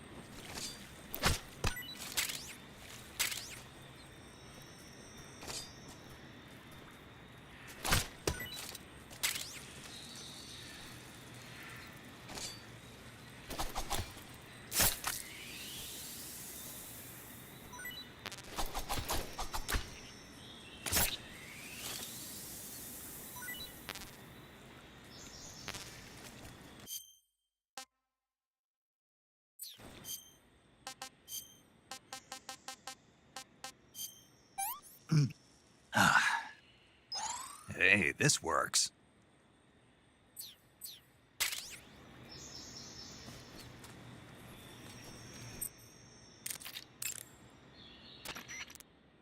I see you've captured a poison dart frog. The poison dart frog is native to the tropical rainforests of Central and South America. They normally grow between 2 and 5 centimeters in length, but for some reason, the ones in that area seem to be much bigger than that. Poison dart frogs are known to carry a potent neurotoxin called pamiliotoxin. Long ago, people used the poison to coat their arrows for hunting. Watch out, because if you eat one, you'll get food poisoning. I see you found a Russian false mango. The Russian false mango is a mango-like fruit found only in Selinoyarsk. The egg-shaped fruit is sweet and tangy with a pleasing aroma, just like a mango. Also, the seeds can be used to make a medicine that aids in digestion. It might come in handy if you ever have an upset stomach.